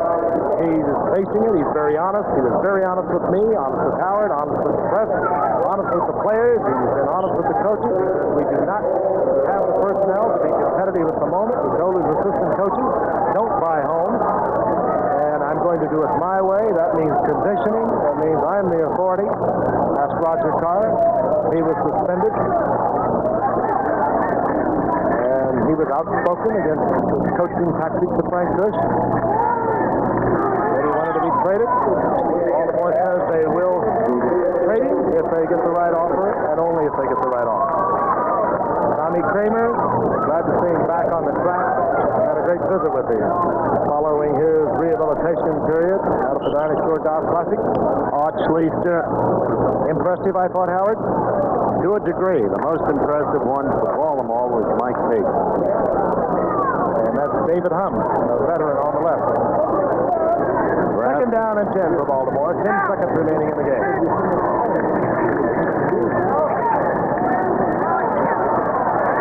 On Meehan. Hammered at the 45.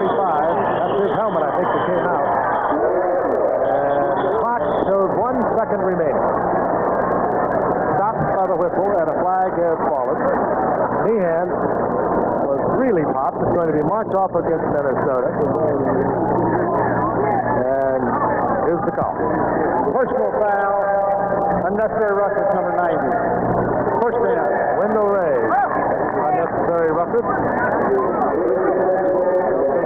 Elaborate on this thought. We hope you have enjoyed our day, and again, we'll be going right out to Tulsa for the PGA Championship. 3rd round action. Raymond Floyd with a great start on Thursday at 63. Still in command there. Meehan, on the final play of the game, fires to Dave Shula, incomplete. And that closes it out. 30-14, Minnesota over the Baltimore Colts in the 20th annual Hall of Fame game. Again, the final, 30-14, the Vikings over the Colts. Remember, stay tuned, and any other airline. That's what Finley's got.